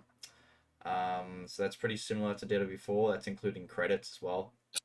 And another thing that strikes me a little bit sad, but you don't get that to be continued anymore, which hit me. It hit what's there is to be concluded, and that really got me in the heart. I was like, damn, like this is the last like long journey after this premieres, you know, until the last episode. So yeah, and I got another question that I'd like to answer. Will I put my scripts up as PDF files for people to view? That's actually very interesting. I might look into that. So I will consider that in the future. Obviously, when the series is done. So yeah. Yeah, it's a shame that as soon as the series is over, you to be executed. I can't make another series. Yeah, Yeah, nothing nope, else left to nothing. do. This is it. Hope you had a good run. You're releasing all of us from our contracts, and we're just gonna twiddle our thumbs finding something else. Yeah, those aren't your rooms. You're all in my basement right now. So Yeah. Let me out. The entire time we've just been like, hi. Spectro, have you got a juicy question for us? So this is the last group question for like everybody to answer. And I don't really think it really happened, but JP Films 86 on Instagram asked, have any of you guys met in person before? Well, I don't think so. No, it hasn't. Hasn't happened yet. Maybe it could happen one day if people go to a convention or something. Spectro and I, we were very close to meeting, very close. In Yeah, fact, I about an hour go to away from each other. university in San Diego. Yeah. Yeah, we We were. gotta hit up and a you- bar group on me, everyone on the same tab. Yeah. I'd love to. I don't know if there was a convention that everyone was going to, I'd definitely be there in a heartbeat. But I'm sure not everyone. Like, there's like what 10 of us nearly or over that, I think. Yeah. So And we're scattered across the globe. yeah, like- exactly. It'd be so hard to get everyone. But hey, if there was a convention where I could meet a few of you guys, I'd be there definitely. I was even thinking. I was lucky to meet some fans in person. Yeah, that's I didn't cool get their too. names, but I was lucky to meet some Darkness Within fans. Yeah, and they might I met a around, guy in Dunkin' Donuts in America when I went there. He recognized me and he mentioned Darkness Within and how great it was and how he enjoyed everyone and their performances. So that was pretty cool. But I remember mentioning to you, Spectro, like imagine if we premiered like an episode of Darkness Within at like a convention, you know what I mean? Like TFCon, you could hire out like a thingy, and premiere the episode there to like a live audience. That would be pretty insane, I reckon. I would, yeah. Dream. Yeah, that would be a Fly dream. us out. That would be pretty. That would be pretty cool. I would like definitely help to like in some way to get you guys out. Absolutely. So yeah, I would definitely look into that maybe. Yeah. How about you, So what do you want to do next, Mitch? Do you want to move on to like cast questions, or do you want to like take a break and show the video? Yeah, all right. We'll take some. We'll take like a 5-minute break, real quick. I've got some questions from Monsieur. He's answered some questions on his behalf. I've got it here. And we'll just take like a 5-minute break, guys, and we'll be back after Monsieur has finished answering his questions. So yeah, let me just switch that over real quick.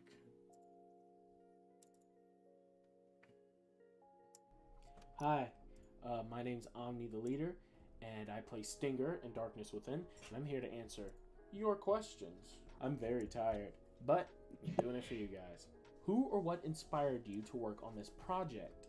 The project itself, literally the project itself, to see it from... I remember I started with Darkness Within 3? I think it was Darkness Within 2, because it was such a brutal, visceral scene. Well, both of them have those. But it was the scenes that I had saw kind of like floating around online a little bit, like small clips and snippets. And so I found it. And then as I worked in a weird order, I then officially saw it from backwards to forwards to forward to backwards. And it's like, I gotta find a way in if I can. It was like a hope and a prayer.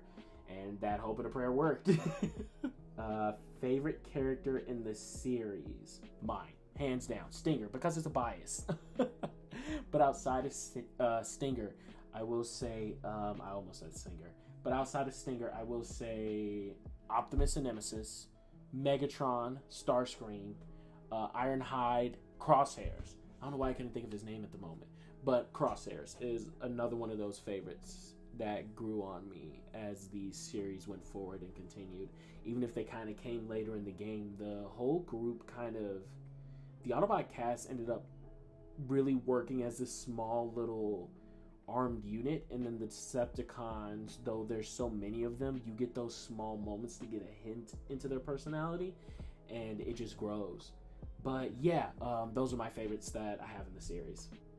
What Darkness Within episode is your favorite? Darkness Within 3, the third one, because that specific scene of Optimus mollywhopping the ever-loving dog shit out of the Autobots is amazing, because you're so used to your Top Gun helping you, and you would never hope to be on the end of that, and now you're on the end of it. And for your enemy, it's like, oh, this is what it's like to be on the other side of that. Yeah, no, this is amazing. Like, kill them all. But there's that part of you that you don't want Optimus to kill them, because you know that's not what Optimus would want. Nemesis is having a ball, but that's not what you know Optimus doesn't want it. And I'm not even an Optimus fan, and I'm like, damn, I really hope they save Optimus. If you could pick one thing you've enjoyed during the production, what would it be? Besides voice acting, talking with the head honcho himself and just kind of like just going over things. Like the behind the scenes stuff is honestly a lot more fun, because you get to know the people that you're working with, and it's a lot of insight, good insight, mind you. Like, I gotta hope he finds more stuff for me if he can, because it's one of those things I really love working on. His projects are just amazing. Favorite scene from this episode? Watch the episode and see. Because it is kind of crazy with how it goes and just how everything plays out. But I guess I'll say this. My favorite scene is anything with tension, especially with things from the previous episode that lead up to what we have now. Because that tension is so delicious. Drama makes stories, and drama and tension just, they do it for me. Have any of you met in person? No. No. We all stay in like such different parts of the world, but I would love to meet all of them one day. Just sit down, chat, pick at their minds. I swear to God, if I find out that any of you were in TFCon Chicago last year, we're gonna fight, because that would have been a great time to talk and meet. Tell us about your experience in voice acting and what led you to pursue this career and hobby.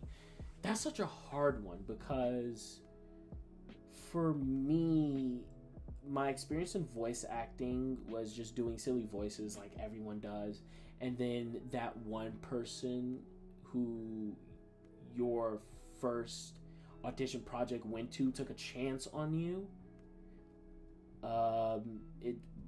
It was someone on TFW 2005. I actually owe him a great deal. Oh snap, no, he was one of my first official roles, because I would play so many characters for him, and they were characters that were in my wheelhouse, and he took a chance on me, and he continued to work with me, and it made me the person I am today. But what led me to pursue it outside of just a hobby and wanting to make it a career? Knowing the effects that characters and the people who play those characters have on people. Because for me, I want to help people, and to quote Critical Role's Molly Mock, I want to leave the world a little bit better than how I found it, in whatever way I can. I know it will not be perfect. I know I am not the perfect person, but if my voice and my characters, and just even my character outside of the character that I play, if they could do something for somebody in some way, that would be enough. At least the Transformers fan base is passionate and diverse. How do you ensure your portrayal of a character resonates with such a dedicated audience?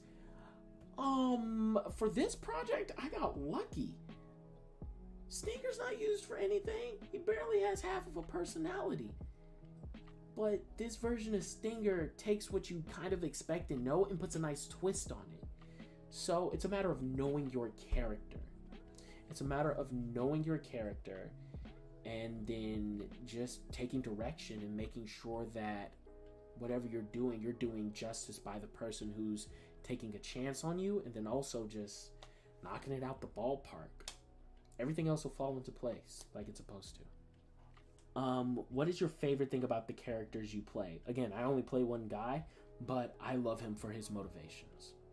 His motivations say a lot about him as a character, because now there's conflict within those motivations. And within that conflict, you have to take certain actions. And as we saw, he took his actions. Now it's seeing everything play out, and you gotta hope it's for the best. Or, you know, it all goes to shit. I'm so excited for this episode. Favorite character performance. Dog. Stealth Bottle as Ironhide. Can't tell me shit. He puts his whole ass foot into those roles. Like, you can't tell me nothing. He knocks it out the ballpark with Ironhide. Another one would be, God, I wish I was really good with names. But I know Lawson plays Nemesis and Optimus, and just, it's like having the devil on your shoulder fight with the angel on your shoulder. And you're the angel, and you have to try to win that fight because that's who you are as a person. And the way that he portrays that with such a timeless classic voice is beautiful. And I really enjoy it. There's so much tension. I enjoy that. It's phenomenal. Starscream's fun. Starscream's fun. I love just the little dork, the powerful, weird little dork that he is. Barricade's been pretty great with being authoritative, but also a little sneaky. Poor Ratchet. Man. Honestly, I enjoy everyone, but at least those are the ones I can think of right now off the top of my head. But this has been Omni the Leader, signing off. Alrighty.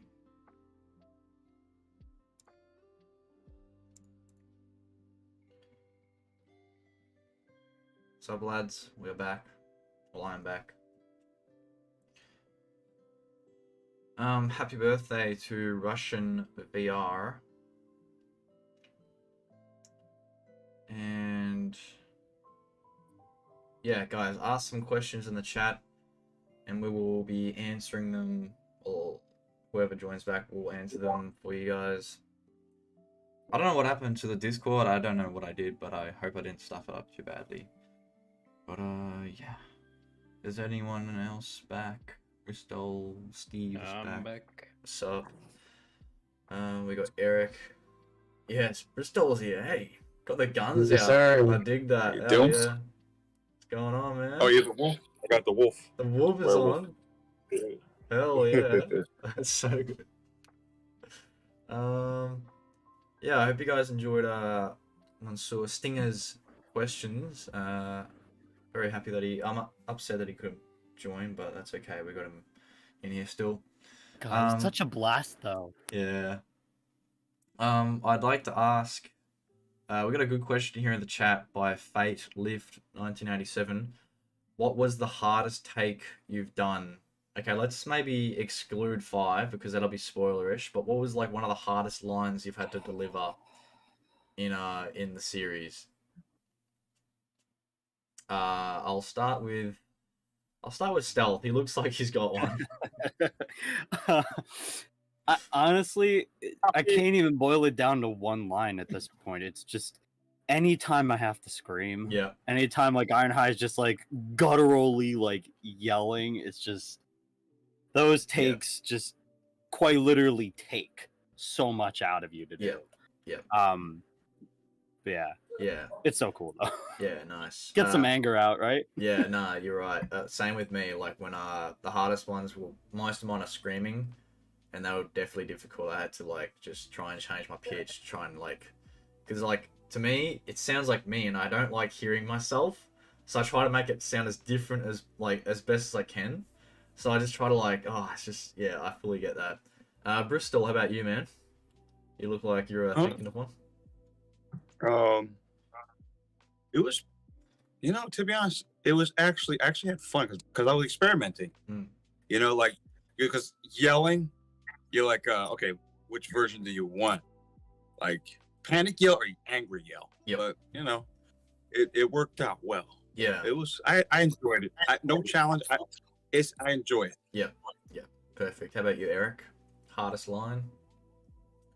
Yeah, same. Got to be the yelling. Yeah. Takes a lot out of pipes, and then once you get that scratchiness, it leaves you wondering like, shit. Do I still have it in me to go more? Well, fuck it. I mean, the line's not done, so I gotta keep on going. Yeah. But yeah, it's those war cries and screaming. Yeah. Yeah. How about you, Lawson? Definitely gonna sound like a broken record. Absolutely the, labored screaming and yelling. I will say that in terms of specifically like lines that were the hardest, I remember kind of fluctuating back and forth between Nemesis and Optimus, back to Nemesis when Ratchet was killed. Yep. It was very challenging. Ooh, It was rewarding. Yep. But it was a full-on dip to and fro, and so that was a challenging but rewarding experience. Yeah. Yeah. Nice. How about you, Steve? Oh, Steve's not here. Okay. Lachlan, are you there? Yeah, I'm here. What's a challenging line that we had to do? I'd probably say the yelling because I'm not used to yelling. Oh, yeah. So that was kind of like just like a different experience. 'Cause Specifically I'm not, in 5, yeah. Yeah, like the yelling is just like I'm not used to yelling, so it was like hard to do. Yeah, Lachlan is one of the most relaxed guys I know. I don't think he's ever yelled at me. Yeah, anyone, so. I just don't yell, so it's just like it was hard to do, Yeah. But yeah. Steve, are you there? Yeah, I'm here. Sorry about that. No, you're right. Hardest line to perform that you've had to do in the series, or one that was difficult.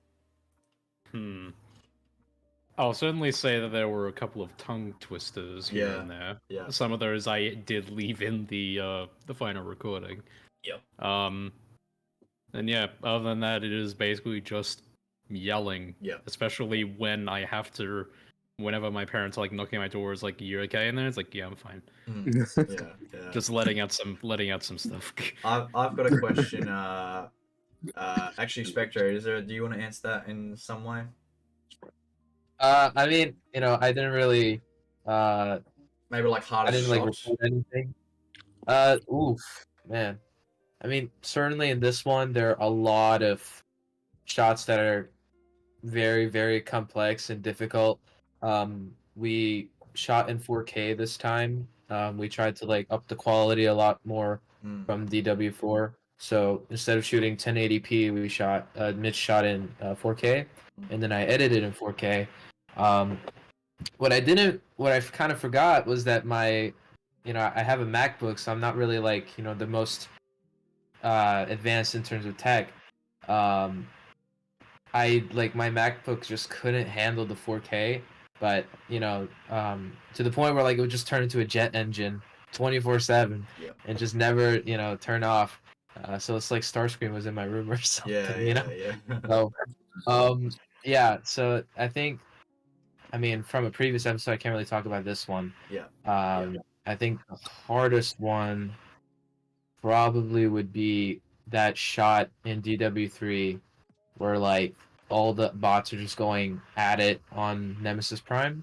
It was like this just like one shot where like Nemesis just like punching everybody and like kicking them, and so I think that would be the most difficult because there's just no cuts, and also there's just so much going on that you have to coordinate in terms of like effects and stuff. And do you reckon because back then, like we were younger, we had less experience, so it was tougher back then, but like if you were to take that shot now, would it be easier with the experience you've got? Oh yeah, absolutely. Yeah, I can see that. Well, I don't know if you have any more like questions there, Spectro, but we do have to wrap up because I don't want to keep you guys here for too long because it's been 2 hours nearly, but I've got a few cool questions to ask to sort of wrap things up a bit here. I'm going to start with, well, you know what? We'll get this out of the way. Jazz Prod has asked overall thoughts on Rise of the Beasts. Just throw out something, anyone. What do you guys reckon? Beast of a movie. Beast of a That's a good one. I like that one. Lawson's got the thumbs up. I love the ending. I'm glad that they're doing it. Yeah. If You're a you G.I. told Joe me- fan, aren't you? Oh yeah, big time. I've seen your Been waiting Instagram. for it. Yeah. The movie I gave it 10 out of 10. Yeah. 10 out of 10 was good. Perfect. For me, it was good. Yeah. I really What did you enjoyed guys it think too. of it compared to? What did you guys think of it compared to Bumblebee? Not to like deep analysis, but like, do you like it better? Like it worse? Like it the same? Better, but it's a bit more of a darker tone from what we've gotten with Bumblebee. Yeah, I can agree with that. I will say now initially when hearing it's like, oh yes, we're going to be getting kind of like a mix of like a Beast Wars film as the sequel to Bumblebee, which for me I felt like was going back more to kind of like more or less kind of like a simpler kind of like G1 sort of thing. Yep. I initially wasn't for it, Yep. and I'm still kind of so and so in terms of going in that direction. It's certainly a move, and I can respect it. Yeah. And I overall feel like I really, really loved it. I think it turned out very well. Yeah. There's certainly like a lot of different ways they can take the story from here. Yeah. Me personally, I don't have as much of like a feeling towards G.I. Joe. I'm sorry about that. Yeah. All I know is that there's a guy for Snakes' eyes. That's basically all I got. Yeah. Snakes' eyes. Yeah, whatever it is, whatever he's got. And there's this guy who commands cobras. Yeah, it's like what's it with like snakes in this thing? There's a theme. Yeah. What about you, Stealth? You know, I don't want to be that guy, and I'm glad to say I'm not that guy. But everything about I wasn't the biggest fan of Bumblebee, especially after hearing some of the behind the scenes in regards to how particularly Peter Cullen was treated. Yeah, true. Yep. Yeah. So my care for that movie, even though I think it's a competent movie, kind of got bogged down by that fact. Yeah, okay.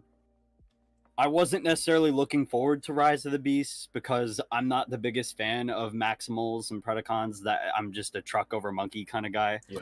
I also really don't like Unicron. I know not a lot of people agree with me on that one. I'm just not the biggest Unicron fan. Wow. But in spite of this movie almost being everything that I wouldn't necessarily look forward to in a movie, it's one of my favorite Transformers films. There's a lot of heart in it. I love the characterization for Optimus Prime. I love that Peter Cullen had a lot of input on the character. This was his favorite outing as Optimus Prime. Yep. And you can feel that in his performance. I absolutely think he still got it. Yeah. I loved Mirage. I love the whole Autobot cast. I think this might be one of my favorite Autobot casts in terms of just lineup. Mm-hmm. It's really well done. There's a lot of heart. I don't know jack about G.I. Joe, but I think in spite of box office, I think there's a lot of potential with this movie. Yeah. So yeah. And with what comes after. Yeah. So yeah. I really liked it. Yeah. So nice. Yeah. How about you, Spectro? I went into it with low hopes because, with the track record of the Bay films, I wasn't sure if they could really strike gold. I thought Bumblebee was pretty good. Although like I did wish like it had that like ambitious Bayhem, that was kind of noticeably absent. The final battle was good though. In this one it did. It was good, but I feel like just something that kept taking me out of it was the visuals, and I understand like the budget was a lot lower than typical Michael Bay film, but it had the good story. It had, the lines were kind of cringy here and there, but overall like it was very well put together, a lot better than anything Michael Bay has done. And I think it comes like at a close second after Bumblebee. I do wish that they kept ILM, Industrial Light Magic, who was the company who did visuals for the whole Bay films and stuff. I wish they kept them for this one.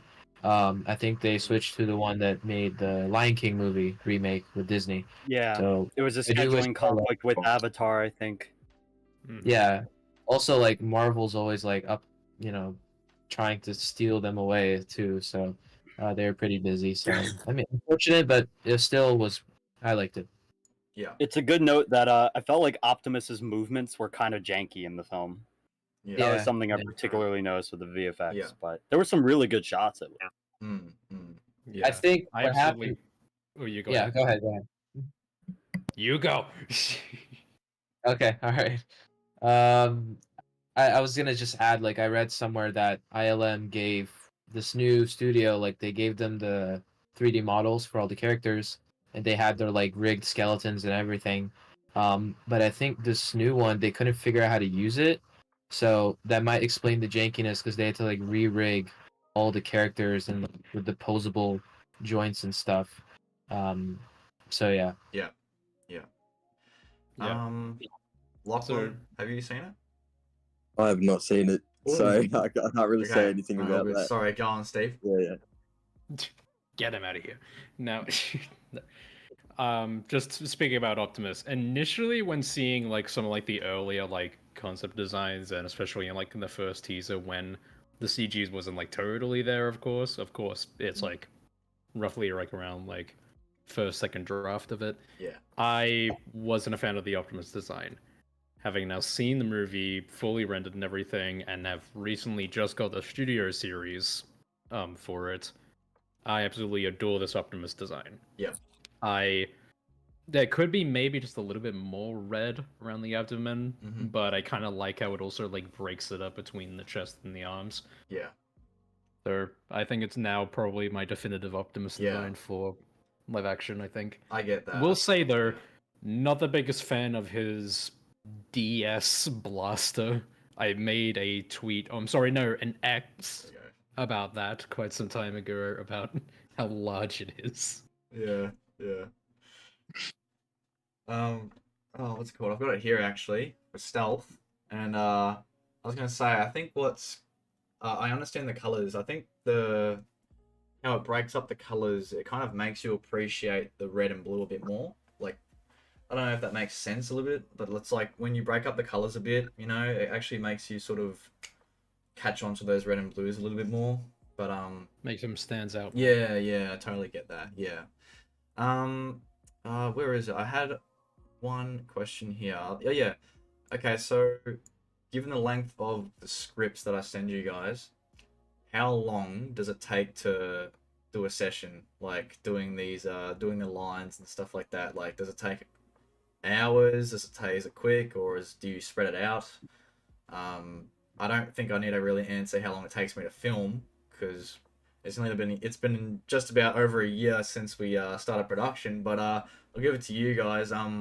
Stealth, how long does it take you to record your Ironhide lines, roughly? Each character each character tends to take me an entire night's worth of recording. Yeah. Like hours upon hours, because I'm very much, I kind of get in my own head and I try to do multiple takes and I really try to hone in on the performance. So I remember, I think this episode, and I had to redo lines for this. Like, you would hit me up saying like, hey, I need a couple extra ones. I'm like, happy to do it. Yeah. And that took almost an hour for me to do the follow-up lines. But it took me well over, I want to say like almost 8 hours to get the Ironhide lines done. Wow. But yeah, jeez. Yeah, it was a lot. Bristol, how about you, mate? How long does it take for you to? How long do your sessions go for? Usually. Well, depending on like the scene, I would say like I read the script because I print the whole script. Yeah. So when I'm reading, I take like all the lines, like so it takes like 30 minutes to like an hour. Yeah. But I just visualize. Okay, how does he want me to talk? How do I do this? And I just record myself, and I cut it, in my voiceover box, and and make it really simple. Yeah. Yeah. Yeah. So it's like around 30 minutes to an hour. Yeah, beautiful, nice. How about you, Eric? I know. Oh, I mean, yeah, you can sort of back me up here when I say this. This takes us a few hours. 3 a.m. for me in the night. Yeah, So yeah. quite a bit. Like, so the third episode, it was just Hot Rod and Hound appearing, new characters entering. So, that was the time where I just recorded my lines, emailed them to you, and then it wasn't until the previous episode since you started voice directing me, doing the voice sessions with me for the lines, and that usually takes about like an hour or two, like quite a bit. Yeah, yeah. But You're right. Yeah. in the end, it's kind of worth it because I get because you know you have a vision for what you want for the Hot Rod character, and it enables me to understand the character better and better the role for Hot Rod. Yeah, yeah, yeah. How about you, Lawson? Well, when I'm reading the whole script, I would say that easily about twice as long as the actual thing itself. Like final product. When I compare, it's like how long was this finished product? It's typically about twice as long that I read the script. So a 2-to-1 ratio. And then for my parts, depending on how many lines I have and stuff, I've gotten a system where it typically takes anywhere from 2 to 5 hours, depending on, again, how many lines I got to do, how intensive it is, if I have to do a bunch of re-recordings, if I have to regulate any levels for yells versus, just monotone type of speaking. Yeah. But yeah, I would say that in total, anywhere from, again, depending on how many lines I've got to do. But for Darkness Within specifically, it tends to be probably anywhere from 4 to 8 hours per episode. Yeah, yeah. That I end up working on, the lines, and sometimes that adds or subtracts based on am I needed more, am I needed a little less, but that's I think roughly the breakdown. Yeah, perfect. Yeah, 8 hours for like recording and then editing and then having to retake anything and yeah. How about you, Steve? Well, I'm not alone. Probably takes me around like 20, maybe 30 minutes. Yeah. For each script. Yeah, cool. And then for me and Lachlan, because we did ours together most of the time, I think, how long do you reckon, Lachlan? Like maybe, I don't know, we just I mean, it would probably take like half an hour, but Yeah, it took an hour because we just like have a laugh and stuff. Yeah, 'cause we kept But messing around. but yeah, Yeah, we get about ours half nice an and hour to done. an hour. Yeah. Easy, yeah. All right, here we got a couple more questions, and then we'll wrap this up. Think of a funny moment from Darkness Within. This is from JTB Plus. What's your favorite comedic moment, if you can think of any? Farm. Yeah, I think a few of you guys know that one. Absolutely. It's too dark to be funny. It is pretty dark, yeah. All right. And then I've got one big question for all of you guys.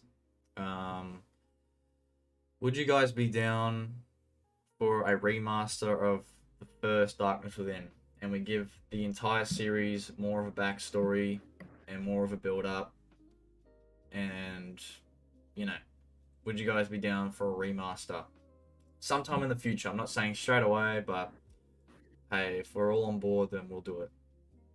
Absolutely not. Count me in. I'm just kidding. I'm down. Beautiful. Yep, all right. totally down. Spectra, are you down? Because For sure.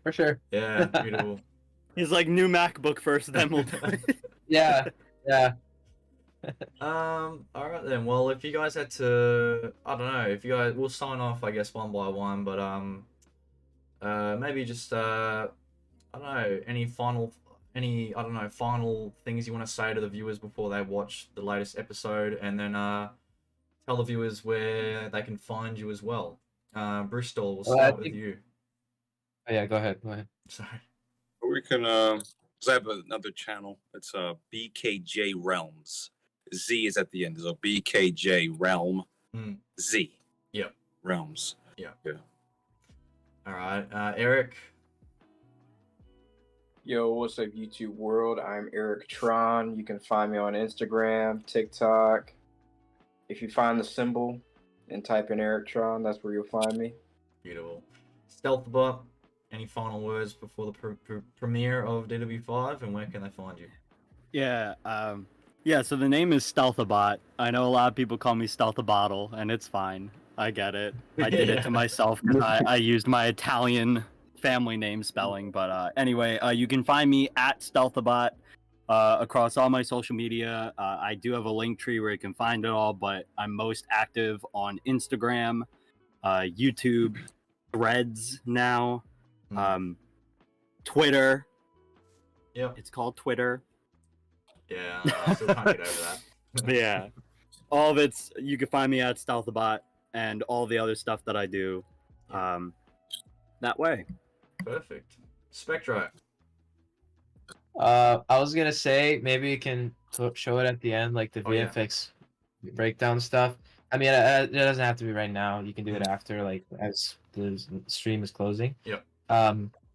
I'd say this one, I'm really, really, really proud of it. I think I'm really proud of my work and Mitch and everyone else's work. From what I've seen so far. Obviously I haven't seen the complete product, but from what Mitch has sent me, as he was like slowly adding everyone's lines, you guys do such a terrific job, and I'm really proud of you guys, and I'm really excited to how everyone's gonna like react to all the twists and turns in this one. So yeah, at the end of the stream, Mitch will show like a couple of VFX breakdowns of the scenes they've seen in the trailers. It's all from Optimus vs. Megatron. But you guys will get to see like that process of how I make the shots and stuff. But yeah, you can find me on Instagram, Spectre Studios, with a hyphen or hyphen in between. And then you can also find me on my YouTube channel as well. So yeah, I think in 13 minutes will be sub 24 hours before the premiere. So yeah, it's crazy. It's a weird feeling. How about you, Lawson? You can find me via carrier pigeon at no, I'm just kidding. No, you can. I'm on YouTube. I don't have quite as big of a channel. I tend to collaborate with a lot of people, but my channel, if you search Stephen Lawson and look for this mug, you'll find it. I think it's currently Stephen Lawson 66. On Instagram, I'm the Big Steve _ and on Facebook, I'm Stephen Lawson. Identify me by my face, and the content that I'm on, I'll be sure to send Mitch the links so that they'll be in the description as well. Yep. Steve. Not really active on any social medias at the moment, but if you want to reach out to me, you can reach out through DMs or Twitter. My @ is StephenComAU. And you can just find my YouTube channel, StephenJG, of the same name. There is one music video there. I hope to fill that up fairly soon with a couple of projects of mine. And yeah. Perfect.